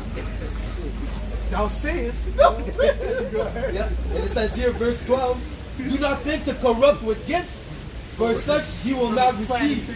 You're planning. Okay, so I got 7 times, so I'm going to get this and that. You can You know, you pre-ordered it. And it doesn't come in. No. Brothers, help me. Go ahead. Do not think to corrupt with gifts, for such he will not receive. And trust not and trust not. Hold on, you gotta read that again. Cut. Please. Read that again, one verse up and one. Verse Sirach 35 and 10. Give unto the Lord, unto the Most High, according as he had enriched thee, and as thou hast gotten, give with a cheerful eye. Right, based upon your substance, based upon what you have. You know, and guess what? To show you that the Lord, he actually regards that and he sees the percentile, right? Look at the woman who gave in that money. He looked at it and said, "Oh, guess what? She gave more than all." You don't think the Heavenly Father, Yahweh, saw that too? You see what I'm saying? He was calculating based upon that, you know. And who knows what blessing she got in the future, right? For that 1 pence. Go ahead. Just as it says, too much is given, much is required. Right. And so it says here, for the Lord recompense it, and he will give thee 7 times as much. Do not think to corrupt with gifts. So that's all this spiritual. It's not like I said, the Lord doesn't need your money. The Lord don't need your money. He doesn't need your first fruits either. So what is it? It's all about the recompense. It's all about the spiritual faith and awakening, right? The reward, man. Go ahead. Yeah. Do not think to corrupt with gifts, for such he will not receive. And trust not to the unrighteous sacrifice, for the Lord is a judge, and with him is no respect of person. Right, don't think to corrupt with gifts. Right? So to bribe somebody, you know, when it comes to, you know, doing it in a wicked way, that's, you know, that's against the scriptures, right? Yes, This is the word recompense in the etymology online. It says compensation. It says payment for a debt or obligation. Oh man! So the Lord is acting as if he's indebted. That's how he's acting. He's acting as if he's indebted, which he's not. But that's how he's dealing with it, right? Like you gave this, so don't worry. I owe you, so I got something. You know what I'm saying? Because you gave that, not because he really owes it, right? Because that's how he operates, right? It says payment for a debt or obligation. It says satisfaction, amends, retribution, punishment. Right. It says, you get retribution. Retribution. It says amends, retribution, punishment. Right. That would be like if it was for something wicked, right? For something righteous, it's a reward, right? So all those things that you do constantly, that's in the spirit, there's a reward behind it, right? And the reward, like I said, the reward is the main reward is the kingdom, but that there's rewards before that. There's rewards in this life. That's right. All right. There's rewards in this life. Right? Go ahead. It says make good recompense. Make good. Oh, hold on. Look at that. 1449. Make good. You understand what I'm saying to you? Sure. Go ahead, bro. It says an equivalent or recompense. Well, that's the spirit. That just means it's the spirit. I look up at 1449. This means this is what Yeah, right? 144. It says an equivalent for recompense for anything given. an equivalent. He's gonna give you an equivalent. So brothers being stingy, whoever's in that spirit, you know, that Scrooge McDuck spirit, right? All right. Right, whoever's in that Scrooge McDuck spirit, certain brothers know Scrooge McDuck. You know, he's swimming in the money, which that's really the duck, you know, he's blowing the money, coins out of his mouth, but he wouldn't give no money to the poor, right? And then at the end, he lost. He took a major L at the end of the movie. Okay, go ahead, Zabak. You good on that? You got something else? Okay, go ahead, man. This is Proverbs 11. Go ahead. Proverbs 11 and verse 24. It says, there is that scattereth and yet increaseth. And there, Meaning what? He's dispersing his money, but yet he increases. All right, go ahead. it says, Man, brothers don't understand, brother. I'm trying to explain it. Sometimes you want to explain something, man, but you can't even put it in words fully, man. Go ahead, man. it says, Because a lot of these things I'm just learning, man. A lot of these things I'm really just learning. Like you hear it, a lot of these things that I'm really just learning, man. After many years, man. You know? Not to say I've been in the truth for 100 years, but I don't gotta keep saying that over and over. I'm just saying based upon my years. You know what I'm saying? Understanding the truth. Hearing the truth. You see what I'm saying? So at the end of the day, guess what, man? Some things, brothers might not get it fully yet. But hey, the faster that you listen and take heed and learn these things from other men's experiences, the better off you'll be. That's why the truth is a beautiful thing. It tells you that the knowledge of the Most High is unsearchable. Right. You know, to the depth, It's unsearchable. it's unsearchable. So there's always something to learn. Yes. There's always something to build you up. There's always something that you can add to your arsenal. Right. And this stuff is based upon experience. It's based upon experience for real. You really understand. You know? That's why you can't, what the apostles have, what the elders have, what the men over us have, you can't buy that. You can't buy that. can't compare that experience of being in this truth and going through certain things, right? And certain men, they've been through more things than others, and that's added unto them for wisdom. See? That's part of building that relationship with Yahweh Shai. Right. You know, the longer and you're in this, the more and more, he sucks with you, right? All your experiences throughout the tribulations that you've been delivered out of, certain hiccups in life, and that more and more you see the Lord delivers you, and that's when the relationship gets built up. Oh yeah. To the point that he starts supping with you even more. Right.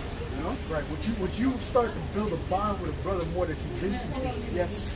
You actually lived through something with a brother helps you out of a situation, you help the brother out of a situation, whatever the case, vice versa. You start to become closer to that brother. Okay? So hey, that's how it goes, man. It's the same thing with y'all watching y'all shot. Proverbs 11 verse 24, it says, there is that scattereth and yet increaseth, and there is that withholdeth more than is meet, but it tendeth to poverty. Right, that's it. Because what? Because you think you're withholding, you're stacking up all this, you're good. And I know a lot of jakes like that. I know a lot of people like that, That's like they think that they're stacking all that money. Oh, I'm good, I'm good. I got this, that, this, and the third.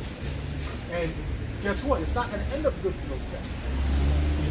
But those that actually disperse and ultimately get to Yahweh Shai and brotherhood, which represents Yahweh Shai, they're going to be increased. Go ahead.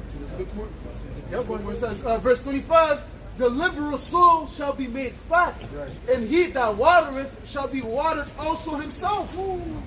It says, he that withholdeth corn, the people shall curse him, but blessings shall be upon the head of them that selleth it. Right, so we can look at that in the physical and we can look at that in the spiritual, right?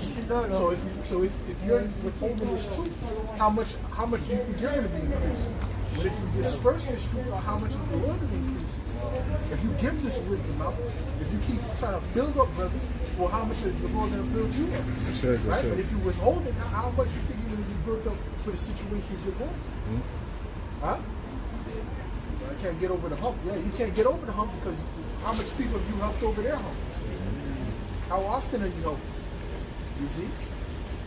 Hey, this is a give and take relationship. Okay, it's not just a take. The Lord is not a genie, man. Remember, I heard one of the apostles or one of the elders say that years ago, man.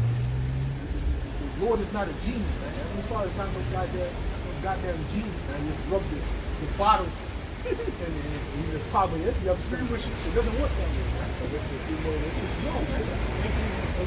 Okay? Go ahead, bro. Just to add on to it, says, as you said, you certainly, in the spiritual sense, there's a precept that says, even if your works are burnt, you yourself are going to be saved. So there's no, in the spiritual sense, when you invest in the truth, the Lord is not unrighteous because what he speaks. There's still everything that you've done for the truth.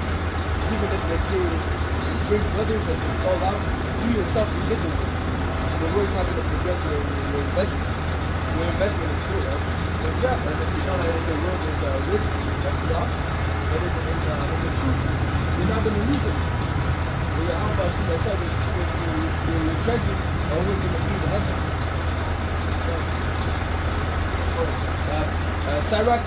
Sirach 11 and 21, marvel not at the works of sinners, but trust in the Lord, and abide in thy labor. For it is an easy thing in the sight of the Lord, on the sudden, to make a poor man rich. That's what he's going to do with the elect. But that's to show you also what you can do in any situation. You can take care of any work like that. I know you were any work that happened right now on the rest of this people. I know that. But it's about what am I doing? Am I really doing enough? Am I really do I have okay, so let's keep it going. Right? And it's not just do one day, 1 week, or just do it to get out of the rut and then go back to the same, lower frequency. It's about keeping that consistency, man. You see? So that what? You can continue to be increased. How is he going to continue to be? The Lord will put you, the same way he took you out of the rut, he can put you right back in the rut. Or in a worse rut. Right? So what you got to do, you got to keep that consistency, right? Go ahead, bro. Sirach 34 and 9. A man that had And that goes with everything, man. You know, it's not just about doing the videos is great. That's part of it, all right. But it's about everything, man. Right? You know, charity, so on and so forth. As we were reading about the first tithes, all that matters, man. You know, see what I'm saying? It matters, bro. On camera, you're a super Israelite, but off camera, you're a nigga. Right? You're a wicked guy, you know. So it says here in Sirach, continue again. You're Elijah at the camp, but in the world you're Kodak Black. They don't know that they say, they couldn't believe it, man. You know? Pertaining to experience, it says here in Sirach 34 and 9, a man that had traveled knoweth many things, and he that had much experience will declare wisdom. He that had no experience knoweth little, right. But he that had traveled. But this is why, you know, brothers, you know, that are younger, right, including myself, right, we can't say to brothers that are older than us, right? You understand? And there's levels, right? Brothers like, you know, I'm older than the brothers in the camp here, right? But guess what? At the end of the day, you know, there's brothers that are older than me, you know, that I talk to that really, you know, I gotta listen, you know, to glean that wisdom. You see what I'm saying? To glean that wisdom, right? So there's always levels, right? Okay? Because wisdom is coming from experience, right? You know what I'm saying? And the experiences with who? Yahweh Shah. And even me telling you about the experiences, that doesn't mean you're gonna fully understand it. Yeah. You know? You can tell a child about don't do this and that because it's such and such. You really don't get it until he goes through it. Like, oh, my pops always told me that, you know. But now, you know, but when he goes through it, he understands it. He sees it for himself. Go ahead. So it says here, but he that had traveled is full of prudence. When I traveled, I saw many things, and I understand more than I can express. Right. I was oftentimes in danger of death, yet I was delivered because of these things. Right. Like if someone, you know, you can tell a guy how to play basketball, right? He never played ball, right? Yo, you gotta hold the ball, you gotta bounce it. You gotta bounce it. You gotta kind of push it down. You gotta push it. You can't just slap it down. You gotta push it down. And you gotta, you know, when the opponent comes, you gotta kind of fake. But you gotta hold the ball while you're faking and move to the left. You're like, oh, well, that's interesting, you know? Okay, I get it. No, I already know what to do. You told me you gotta push it until he tries it. Right, and actually gets in the rhythm of it and practices, he's never going to know. Okay? He's never going to really know. All right? And has somebody on him, guarding him, to really try him, he's never going to really know. You see? It's the same thing in this truth. You got to be out in the field to really experience it before you fully know. Besides, you have to be in many things. You have to become a student before you become a teacher. So you have to experience the things that are happening before you can even teach the way. You know, that's why, let's say in basketball, we see a lot of ex-players who later on become coaches. You know?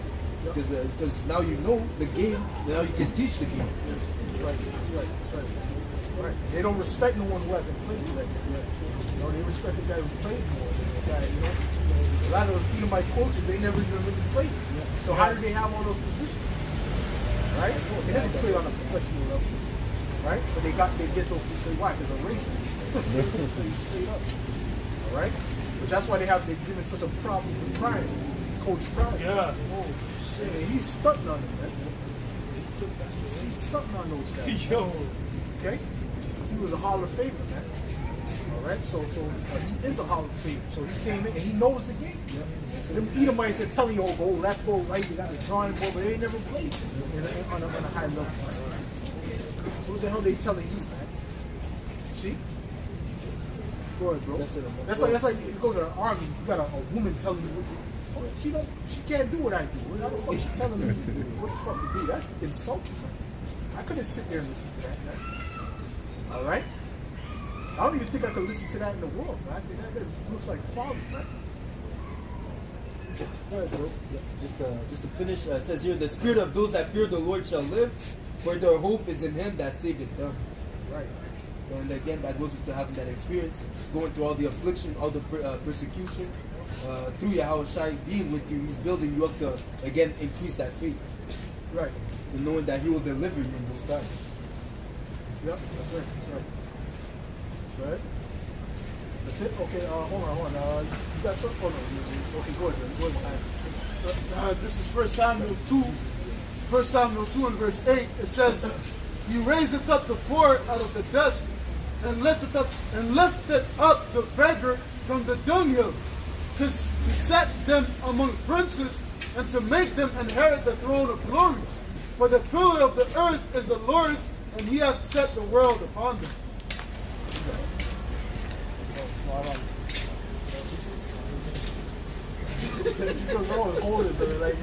He always looks like he's holding something. You got a precept, Joshua? Okay, get did you read the law in the first fruits? Yeah, you read the law in the first fruits, right? very good. First of all, listen, not the Levites. There's another one that speaks about the ties to the Levites. Try to find out. That's on meanwhile.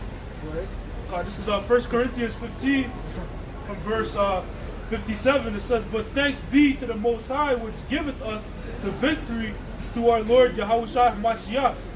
Therefore, my beloved brethren, be ye steadfast, unmovable, always abounding in the work of the Lord, for as much as ye know that your labor is not in vain in the Lord.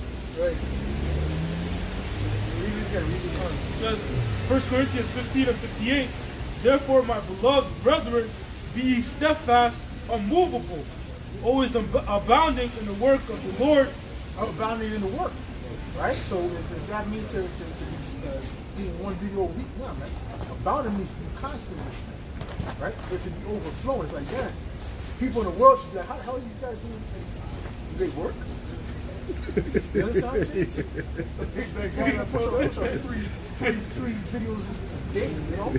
You start wondering, you know? This guy, man, these guys are agents. You know, start thinking these are agents, right? So how does he do all these videos, right? You know what I'm saying? Every second he got a topic. He just shuts off the camera, he's back on the line, shut the wall, back again. Right? But this was the thing that, right? On the left hand side, man. Right? Go ahead, man. Read that again. It says, Therefore, my beloved brethren, be ye steadfast, unmovable, always abounding in the work of the Lord, for as much as ye know that your labor is not in vain right, in so the Lord. You're abounding. All that work is going up into the heavens, man. You know what I'm saying? It's being stored, man. All that work, all that feeding that you're doing, man. You know? It works, man. And there's people getting edified, man. You think that they're not getting edified, and you get these comments and you say, oh, wow. I didn't even know that one was that edifying, you know? They'll just put some water that was high. I needed that. Yeah. Like you thought you weren't even in this, you thought it was not even that deep. Yeah. You know? You were thinking about the heat. You know? Water, right? But that's the spirit, because it's not about you, what you think. You know? Go ahead, man. Want to listen on that? You got something more? Go. This is Numbers. Keep them precepts flowing out here. Right. This is Numbers 18, in verse 24. It says, But the tithes of the children of Israel, which they offered as a heave offering unto the Lord, I have given to the Levites. Look back in 10 minutes. 10 minutes. Right. This is Numbers 18 and verse 24. It says, But the tithes of the children of Israel, which they offer as a heave offering unto the Lord, have given to the Levites to inherit. Therefore I have said unto them, among the children of Israel, they shall have no inheritance. It says, And the Lord spake unto Moses, saying, Thus speak unto the Levites, and say unto them, when you take of the children of Israel. Right, so now why were you giving it? Why did you have to give that to the Levites? Because they were doing the work of the Lord. They were constantly doing the work of the Lord. So So they needed to be fed. Who were they fed by? The congregation. You see? Because they were constantly doing, even on, guess what? The Levites, they defiled the Sabbath, so to speak. Okay? Because what? They were working on the Sabbath. And Yahweh Shai brought that up. Right? Which that was technically against the law, but guess what? They were justified in it. Right? You could break the law and be justified in it. Right? We gave that woman gets a pass for what she said to IUIC. Right? She gets a pass, brother. Okay? I give her a pass. It's not about me, but you know what I'm saying? Like the brothers were not condemning it. You know what I mean? At first you watch it, when I first watched it, I was like, you know, that in front of the table, this is out of order, you know, but then when she started saying, the name of the Lord is Yahweh Shai, it's in the Bible. And then she continued, I was like, okay. Even the Apostle Gabar, not even the Apostle Gabar had to.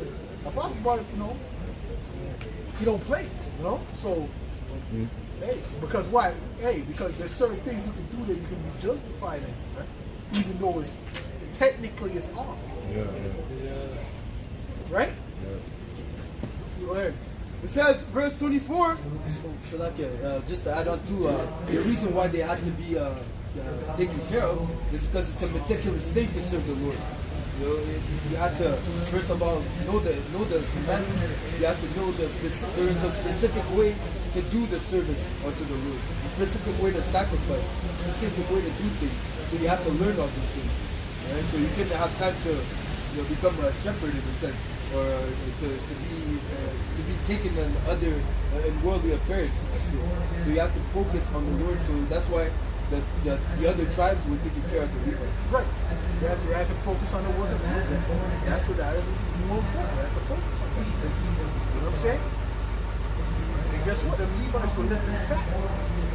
It's so good, man. You know what I'm saying? Go ahead, bro. But the Levites are still with the Lord forever, like you said, or it's as a joint unto him? Yeah. Well, it's translated to all the other. It's going to be translated to all the other tribes. Right now, the Lord is working with the elect. You know what I'm saying? It's done. The elect is joined unto him. That order is finished. We're going into the order of Melchizedek. Right? And that started with Yahweh Shai. You know, Yahweh Shai really broke that. You know? Revelation 5 and verse 10, and has made us unto our power kings and priests, and we shall reign on the earth. Kings and priests. So that's going to be all the tribes. all the tribes. Go ahead. Go to Numbers 18 and verse 26. It says, thus speak unto the Levites and say unto them, when you take of the children of Israel the tithes which I have given you from among them for your inheritance, then ye shall offer up a heap offering of it for the Lord, even a 10th part of the tithes. Oh, so guess what? We gave the tithes to the Levites, and the Levites don't have to give the tithes. A 10th part. Wow. You see that? So it's not like they still have to show forth some type of faith. They could have just taken it. Because their blessing was based upon the congregation. You know, so if the congregation was being generous, oh man, they were living nice and fat. But usually they were living good. You know what I'm saying? Especially if you're a priest living with enough people, a lot of people, right? Like the Danites, they came with it's not better to be a priest of a nation, a tribe instead of just one man. I quit. You know what I'm saying? Because now that's a multiplication. You're getting ties with one family versus getting it from all these people. Man, that's a major couple. That's a major couple, man. That's like you make, let's say you make $40,000 a year, and then you got people saying, I'll pay you. You know what I'm saying? That's about 150 people. Yeah. Okay, you're living. Come on, buddy, you're living rich. You know, so it didn't matter if that man was a man or Lord, and he took care of his daughter when she was sick. He was out of there, man. You can keep it up. Shallow up my mouth. Alright, that's all. Okay, good. This is 1 Timothy 5 and verse 17. Get me when Paul said this. Get me when Paul said what you're about to read. Right? And we know I want to know what actually in the law. Okay? Which, I mean, you can get the one. Get that one first and find this in the law. Right? Go ahead. This is 1 Timothy 5. Verse 17. Let the elders that rule well be counted worthy of noble honor, especially they who labor in the word and doctrine. Right. Now the elders is what? The ones that taught us. Right? They're laboring in the word and doctrine. Right? So now it's not the Levites laboring in the temple and all that. Now we're laboring in the spiritual temple. Right? Which is the elect. Right? To build up that temple. Go ahead. What the scripture said, thou shalt not. When they get certain things in order, they say certain decrees. That's like it's cleaning the temple. You know, put the different ornaments and things in order, man. You know, go ahead. For the scripture said, thou shalt not muzzle the ox that treadeth out the corn, and the laborer is worthy of his reward. Right, the labor, right? So it's speaking about the elders, they've been laboring the laws. Okay?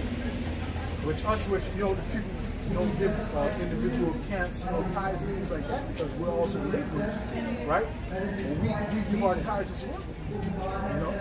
Hold on, the Levites gave the tithes as well, as we just read. Go ahead. Deuteronomy 25 and 4, thou shalt not muzzle the ox when he treadeth out the corn. Right, so we're liking unto the ox to the see that? And we're working for the people. You know, because the Yahushua came, he said, what? I'm a servant among you. You know, let the greatest be a servant among you. So we're servants among the people. Okay, speaking about the Israelites. The Israelites. I'm talking about the people, I'm talking about the Israelites. Right?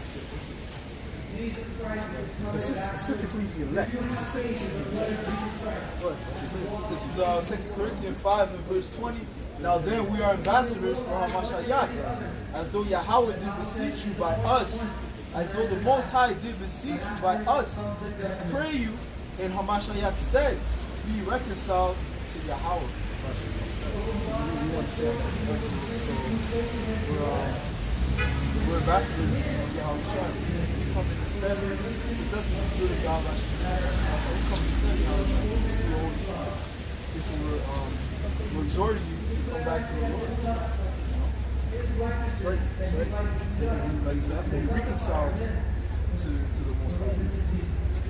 And that's something that the people don't understand. That us standing here is really a representation of Yahweh really speaking to you. Because we're not speaking our own words, we're speaking the words of the Lord. Right. So that's why it says that as the Lord speaking through us. Okay, and then that's why it says that the prophet has no honor in his house. You know? Because they disrespect us, not knowing that we're the power that we serve. The scripture also says that receive it to you, receive it. That despise me, despise me.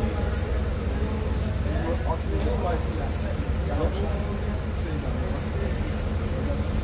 Right? This is Luke 10 and verse 16.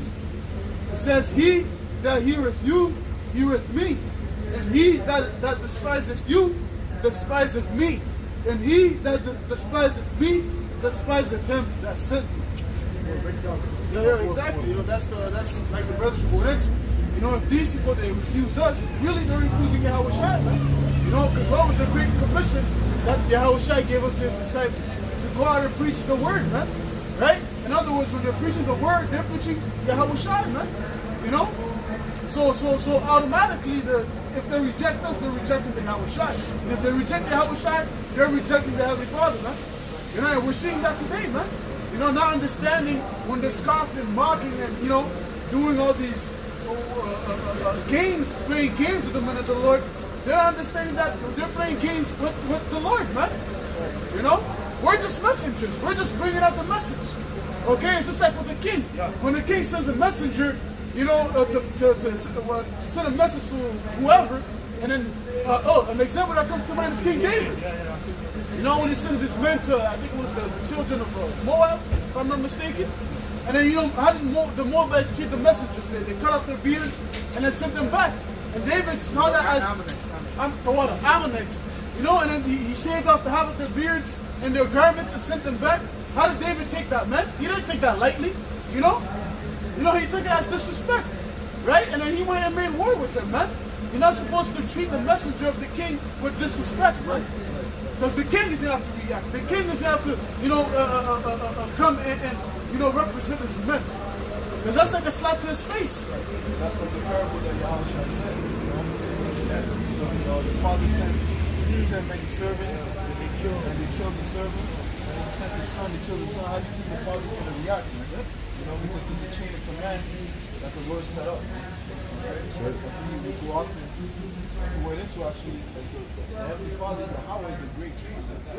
You know, he sent with his son, and then what did the son say? Yahweh shall say, he said, as the Father has sent me, so send I you. And he was speaking to his disciples, which later became apostles. And you know, they're here in this day and age, man. Coming with that same message. The kingdom of heaven is at hand. Repent ye. Okay? Ultimately, just another point is that just if you forsake this word, if you reject this word, it says what? They that find me find life. And that goes into their doctrine. But they that hate me, so again, rejecting this word, rejecting the prophets, okay, that says you love death. And if you love death, that's what you'll get at the end. Right. This is the parable. This is Luke 20 and verse 9. It says, then began he to speak to the people this parable. A certain man planted a vineyard and let it forth to husbandmen, and went into a far country for a long time. And at the season he sent a servant to the husbandmen that they should give him of the fruit of the vineyard. But the husbandmen beat him and sent him away empty. And again he sent another servant, and they beat him also, and entreated him shamefully, and sent him away empty. And again he sent a third, and the third, it says, and they wounded him also, and cast him out. Then said the Lord of the vineyard, what shall I do? I will send my beloved son. It may be they will reverence him when they see him. But when the husbandmen saw him, they reasoned among themselves, saying, this is the heir. Come, let us kill him, that the inheritance may be ours. So they cast him out of the vineyard and killed him. Right, so that was the wicked scribes and high priests, man. Right? They said, let us kill him so that our place is not taken, right, out of the Roman Empire, amongst under the Romans. Right? So what happened? Right? They did that. Right? Go ahead. Because ultimately they said what? They love the praises of men more than the praises of the Most High. They love their position. It says, verse 15, so they cast him out of the vineyard and killed him. That was really dealing with those that believed in Yahushua but didn't confess it. The praise of I praise the Lord. They love the praise of men, but they also didn't want to lose their position. Go ahead. It says, verse 15, so they cast him out of the vineyard and killed him.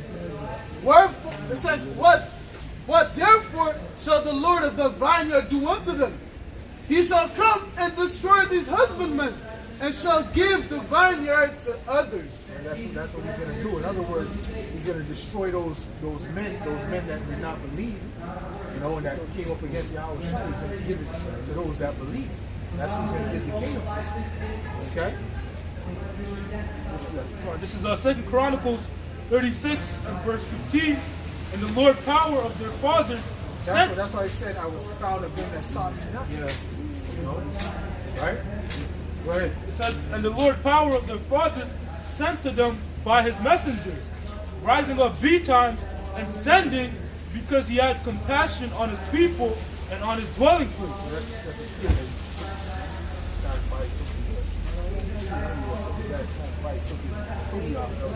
Okay. But they mocked the messengers of the Most High and despised his words and misused his prophets until the wrath of the Lord rose against his people till there was no remedy. That's it. Right? So that's what the wrath of the Lord is about to rise on Jacob. Because Jacob is wicked. Trying to have mercy on, trying to be nice to Jacob. You find out how wicked Jacob is. The more you say the truth, you understand more and more how wicked the Jakes are. All the Jakes, every single one of them. They're evil and wicked, man. They're not right, man. You know, they're following the ways of Esau, man. You know, and in certain cases they surpass Esau, man. You know, so guess what, man? Jake is not right, man. You know? Jeremiah said if rewarding evil for good, His word is actually for our own benefit. You know, the word is giving us access to this through the new covenant. Right. It's giving us access to immortality. To be reconciled to the Heavenly Father. If you deny this, because you love death, man. Proverbs 8, this is all day I hate you love death. And that's a fact. You know, that's a fact. Jake loves death, man. Jake is their culture is death. Yeah. What is Jake culture? Jake culture is death. Right? What is so-called black culture? What is that about, man? Gangster rap and all this bullshit. You know, let's deal with the Jamaicans. Let's deal with Benjamin, man. Pasa. Then the debauchery. They literally have a type of event that's called heathenism. What the fuck is that? Right? Where they basically really the man will get a ladder, the woman will be there laying down with her leg, the man will get a ladder and jump on a tree, literally jump on jump on a tree, balance on the tree branch, and die. What? What? From what? It's magic. It's complete magic. It's utter privilege. That's what Jake is into. Complete confusion, man. Right? So they've gone far away from the ways of righteousness, man. And then they got carnival, right? Where the woman is dressed, barely have any clothes on. Shaking her ass, go to party. It was a party. It was a fucking party. So what? I'm telling you, Satan is working with these women, man. He's working on a high level with them. Right? But they go to carnival, they have men, and then they go to carnival to dress up with barely anything on, right? You can't tell them don't go because they're the toxic. Right? So ultimately, Jake culture is death. Or the weed smoking, and all they do is smoke weed and they have shit locks in their head. Okay, so what's Jake culture? What's Levi doing? What's the Levi doing? So-called Haitian. Zara, Carnaval.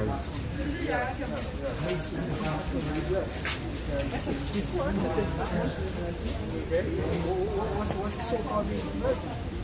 Everything, when you go down to the reserve, smoke shops, cigarettes, and then you see they're building some more. I wonder if they're building something constructed. Smoke shops.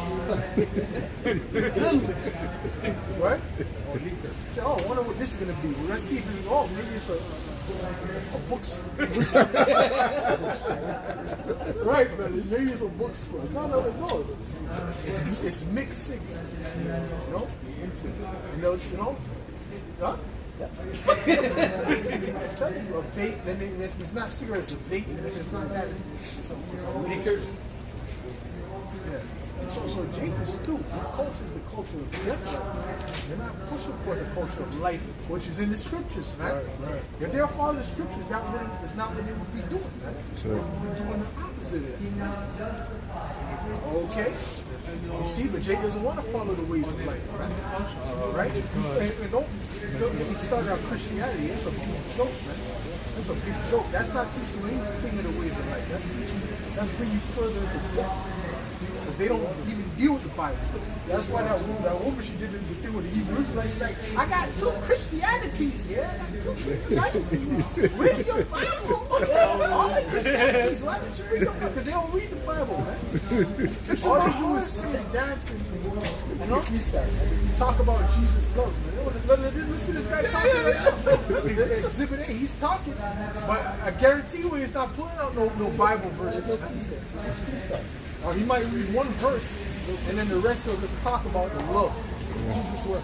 All this death going on in the church, let's talk about love. Right? What about the terror of the Lord? What about the fear of the Lord? Why don't you speak about that? And if you speak about that, what is sin? You know? So you guys just need to put down the Bible and sit down and take notes from us, man. Okay? Go ahead, Zapata. Jeremiah 5:19. 156. And it shall come to pass, when ye shall say, Wherefore doeth the Lord our power all these things unto us? Then shalt thou answer them, like as ye have forsaken me, and served strange gods in your land, so shall ye serve strangers in a land that is not yours. Right, so you reap what you sow, man. You sow strange God, you want to serve strangers too. Right? You want to serve heathen gods, why don't you go serve the heathens, man? Right? Because they're going to serve our God in the kingdom, and they're going to serve us too. So, See how that works? So if you want to serve their God, go serve them in their land. Right? Right? And all you jakes is serving other gods, man. Oh, and I serve Jesus. Who the hell is Jesus? That's not the name of the Lord. You go back 2,000 years ago in a time machine and talk about, oh, where's Jesus? Who the hell is Jesus? That's not his name. That's not the name that was given to him at birth. That's not the name that was commanded for you to call upon. Okay, his name is in the Hebrew. He's a Hebrew, man. Get me that what Paul said, man, in the Hebrew tongue. The Lord didn't speak no Greek, man. Nor did he speak English. I don't know if you know this. Newsflash. The Lord didn't speak English, man. Okay, so he didn't have no English transliterated name. Right? So you call upon that name, that's not the correct name. And access denied. So like even if just as you were saying, you go back in that time, you hop in that time machine, and then you tell them, I want to see Jesus, the white guy that does miracles. You know, the white guy with the long hair. You never, who's that guy? No, but you can say the black guy, you can say the dark skinned guy with the white woolly hair, and they still don't know what you're talking about because there's no one named Jesus. That doesn't exist. We heard of Yahweh Shai. You talk about Yahweh Shai. Oh, but it's written in the Bible. That's not the name in the Hebrew. That's not the actual name. That's just what's put there in place. What don't you get? And that name, first of all, when you go back to Jesus, that really goes back to Joshua. Joshua is closer to the name of the Lord. Right? Which there's no J in the Hebrew. There's no just sound in the Hebrew. Right? And we're telling you the truth, and they refuse to hear it because they're deaf-hatted. They're wicked. Because they're just evil. Yeah, that's all, because you're just evil. That's why you assert you refuse to hear the truth. Okay, go ahead. The book of Zechariah, chapter 14 and 9. And Yahweh, Hashem Yahushai, shall be king over all the earth in that day. Zechariah 14 and 9. And Yahweh, Hashem Yahushai, shall be king over all the earth. In that day in that day shall there be one Lord, and his name one. There shall be one Yahweh, and his name one. Okay? So he's not going to have multiple names, this and that. Or those are titles. Okay, so if those are titles, what is the name? Because there's many titles, but there's one name. Okay? But you know what? I respect him more because he came humble. Like he didn't know. Right? It's the other guy that's all private. Those are titles. So what's the name? Those are titles. Okay? And that's what she asked him a very quick question. What is the name? Those are titles. But she kept saying, what is the name? What is the name? Go ahead. All right, this is the book of Acts, chapter 26, verse 13. See, that's why you guys you shouldn't even be mad at the Muslims, right? Because they say they believe in one God. They say they believe in the God of the Bible. So how can you prove it's not the same God? Right? First, I'll tell you how I get them all the time. I just say, okay, what's the name of it? And then I go into the characteristics. Does your God allow you to eat camel? Oh, yeah. Well, then that's not the same God. Because our God has a name, right? And he doesn't tell us that he's God down camel. You see what I'm saying? So clearly we don't worship the same God. But it's the God of Isaac. No, the God of Isaac is what I'm telling you. Yahweh. And he didn't say that. He has a son named Yahweh. Right? So what God are you talking about? See, and then they have nothing to say. But you got. If they come to IUIC, what are you going to say? Right. You have nothing to say, right? If they say we serve one God, that's two. Okay? Jesus. Oh, I know Jesus. Right? We believe he's a God. Right? Proverbs 30, verse 4. Who had ascended into heaven or descended? Who had gathered the winds in his first? Who had bound the waters in a garment? Right.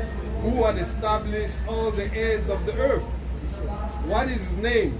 And what is his son's name? If thou canst tell. And what is his son's name if thou canst tell? Right? So that's a mystery that was given unto who? The prophets.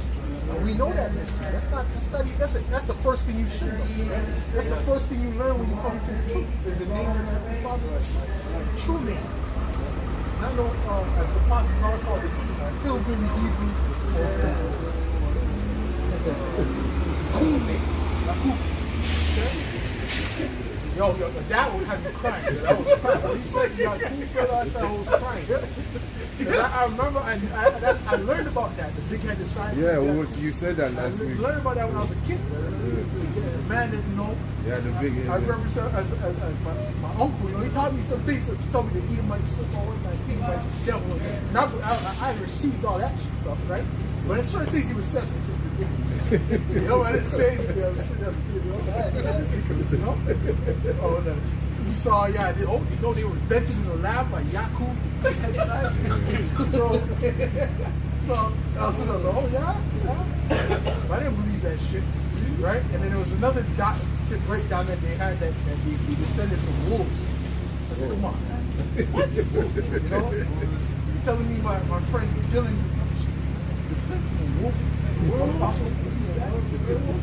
yeah, like actual wolf. So some of them have tails, you know. Which you know, there's a disorder that a lot of certain Edomites have with tails. Yeah. But I still don't believe that they said that's bad. You know. But when you start saying that Yakub, that's not even Hebrew. That's not even, what is that? You know. Bro, I'm telling you, these guys are bugged out, and that's confusion. That's pure confusion. So you got you got a leader with the name Yahweh Sop, that's real Hebrew. Yeah. And then you got Bezalel, right? That's hillbilly Hebrew. And then you got Yakub, which is not even, we don't even know what that is. That's not Arabic, that's not Hebrew. That's Negroism, right? That's from the Negro Islam people. Yakub. Anyway, so when I heard that, I was cracking up. Anyways, let's get the last scripture. Go ahead. Acts 22 and verse 12. Whereupon I was, as I went to Damascus with authority and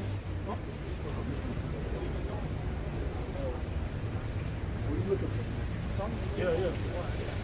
Read what you're reading. It says, whereupon as I went to Damascus with authority and commission from the chief priest, at midday, O king, I saw in the way a light from heaven, above the brightness of the sun, shining round about me, and them which journeyed with me. And when we were all fallen to the earth, I heard a voice speaking unto me, and saying in the Hebrew tongue. Right. Now, no, in the Greek tongue. In the Hebrew tongue. Right. So he was talking in the Hebrew tongue. Like Yahweh spoke Greek. Spoke Hebrew. How you doing, brother? How you doing? All right. You guys know your Israelites? You guys know that? Have you heard that before? You're from the tribe of Gad. That's right. That's right, brother. That's right. You are. Well, I'm from the tribe of Benjamin. Benjamin. We're brothers, and we're sons of God. Okay. And the Lord is going to come back and deliver us and put us above all these other nations to rule in righteousness. All right, brother. So don't forget that. Give him a paper. Give me a verse. Oh, you have no paper? A verse? Go ahead. Genesis 49. Yep. This is Genesis. I like that. Go ahead. Genesis 49 and verse 19. That's right. Gad, a troop shall overcome him. Now that troop that overcame Gad were these Edomites, okay? These so-called white people. The troop was them, okay? Go ahead. Gad, a troop shall overcome him. Yep. But he shall overcome at the last. But he's going to overcome at the end, okay? We're at the end of times now. So when the Lord comes back, that's ultimately when we're going to be delivered. Get Zephaniah 2. All right? So we're showing you. You know when you have that, brother. Zephaniah 3 and verse 8, it says, Therefore wait ye upon me, saith the Lord, until the day that I rise up to the prey. So the Lord is telling us to wait upon him. Don't go and fight for ourselves. He's going to come and deliver us out of this. Okay? Go ahead. For my determination is to gather the nations, that I may assemble the kingdom to pour upon them my indignation. You see what's happening there in the Middle East now? The nations are being gathered together for World War III. That's prophesied in the Bible. Okay? And that's going to be the war to end all wars. In the midst of that war, right about the end times of that war, the Lord is going to come back. Okay? And he's going to deliver his people. So he said, listen, I'm going to gather these nations for war, and in that time I'm going to come and deliver my people. The 12 tribes of the nation Israel. Go ahead. For my determination is to gather the nations, that I may assemble the kingdoms, to pour upon them my indignation, even all my fierce anger, for all the earth shall be devoured in the fire of my jealousy. Right, so the Lord is going to be, he's angry. Why is he angry? One of the main reasons he's angry is what was done to his people. Right. Okay? We hear about the southern kingdom in slavery. So Judah, Benjamin, and Levi here in slavery on this side. He took the land from his children, the northern kingdom, right? And Gad, Reuben, Issachar, so on and so forth. Okay? So he's angry about that. And he's in the heavens waiting to come in and give you that vengeance, that judgment. Okay? Go ahead. Joel 3 and verse 1, for behold, in those days and in that time, when I shall bring again the captivity of Judah so and he's Jerusalem. He's going to come and take away our captivity. Because whether you know it or not, we're in captivity. Okay, I don't care if they give you reserve or not, you're still in captivity. You still got to follow by their rules. If they want to take a piece of that land, they're going to take it. Because they have the power right. Go ahead. It says, I will also gather all nations and bring them down into the valley of Jehoshaphat. That's World War III. Like I said, it's getting brewed up right now in the Middle East. Go ahead. And will plead with them there for my people and for my heritage Israel. But you have to understand, what's happening there in the Middle East, everything that's getting ready to happen with all this war and all that, is really, he's setting that up for us. He's setting that up because the prophecy has to be played out. Before he comes back, all the prophecies that are written right here have to be played out. So he said, I'm going to make this happen so that I can come back and deliver you. Okay? Go ahead. Whom they have So scattered. you shouldn't be scared when these things happen. You should be excited because this is going to be closer to us coming to our kingdom. Okay? Go ahead. Whom they have scattered among the nations and parted my land. Right. And have cast lots for my people and have given a boy for an harlot and a girl for wine that they might drink. Yea, and what have ye to do with me, O Tyre and Zidon, and all the coast of Palestine? Will ye render me a recompense? If ye recompense me... Now this is speaking to the so-called Hamites, which are the natural Africans, who sold the southern kingdom into the so-called Western, okay, along with the Arabs, okay, who made the books. Okay, go ahead. Will ye render me a recompense? Right. And if ye recompense me, swiftly and speedily will I return your recompense upon your own head. Right, but why? Right? Because ye have taken my silver and my gold, and have carried into your temples my goodly pleasant things. Rob my people, and what else? The children also of Judah The children of Judah. and the children of Jerusalem Yep. have ye sold unto the Grecians. Sold them into the so-called wicked. Grecians is a cold word in the Bible saying wicked. Okay, you have Grecians, you have Edomites. Okay, so it's saying you sold my people into these people. This is prophetic. This was written thousands of years ago of what happened in the And after that happened, what happened? What happened in that time? We were reunited with you, right? Our brothers, the Gadites, the so-called Native Americans, so-called Latinos. See? Read this. This is Jeremiah 15:33. Let me read a couple more for you. I know your family's ready to go. Go ahead. Thus saith the Lord of hosts, Yep. the children of Israel and the children of Judah, The children of Israel, which would be representative of the northern kingdom, all right? Ephraim on down. Okay? and the children of Judah were oppressed together. And the children of Judah, so-called Judah, Benjamin, and Levi were oppressed together, being what? On this side of the earth, mainly in America. Okay, because that's known as Babylon the Great. Okay, so that we were oppressed together as a people. Okay, although we don't look at each other as a people, but that's going to change in the kingdom. All right. And all that took them captives held them fast.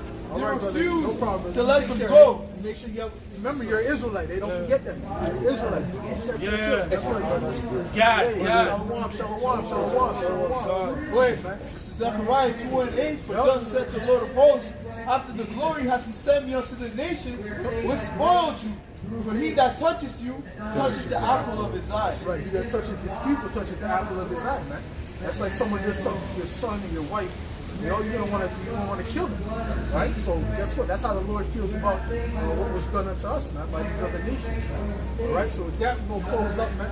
We'll give all praises going on To Yahweh, Ba'Hashem, Yahushai, Ba'Hashem, Wachafagash. reminds me of the apostles and elders of Great Millstone.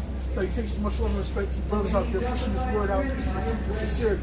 All right, Shemai, Shemai, Allah, Yahweh, Yahweh, Yahweh, Yahweh, Yahweh, Shemai, Shemai, Allah, Yahweh, Yahweh, Yahweh, Shemai, Shemai, Allah, Yahweh, Yahweh, Abad Baba, Kwam Yashar, Kwam Yashar, Shalom. Shalom. Shalom.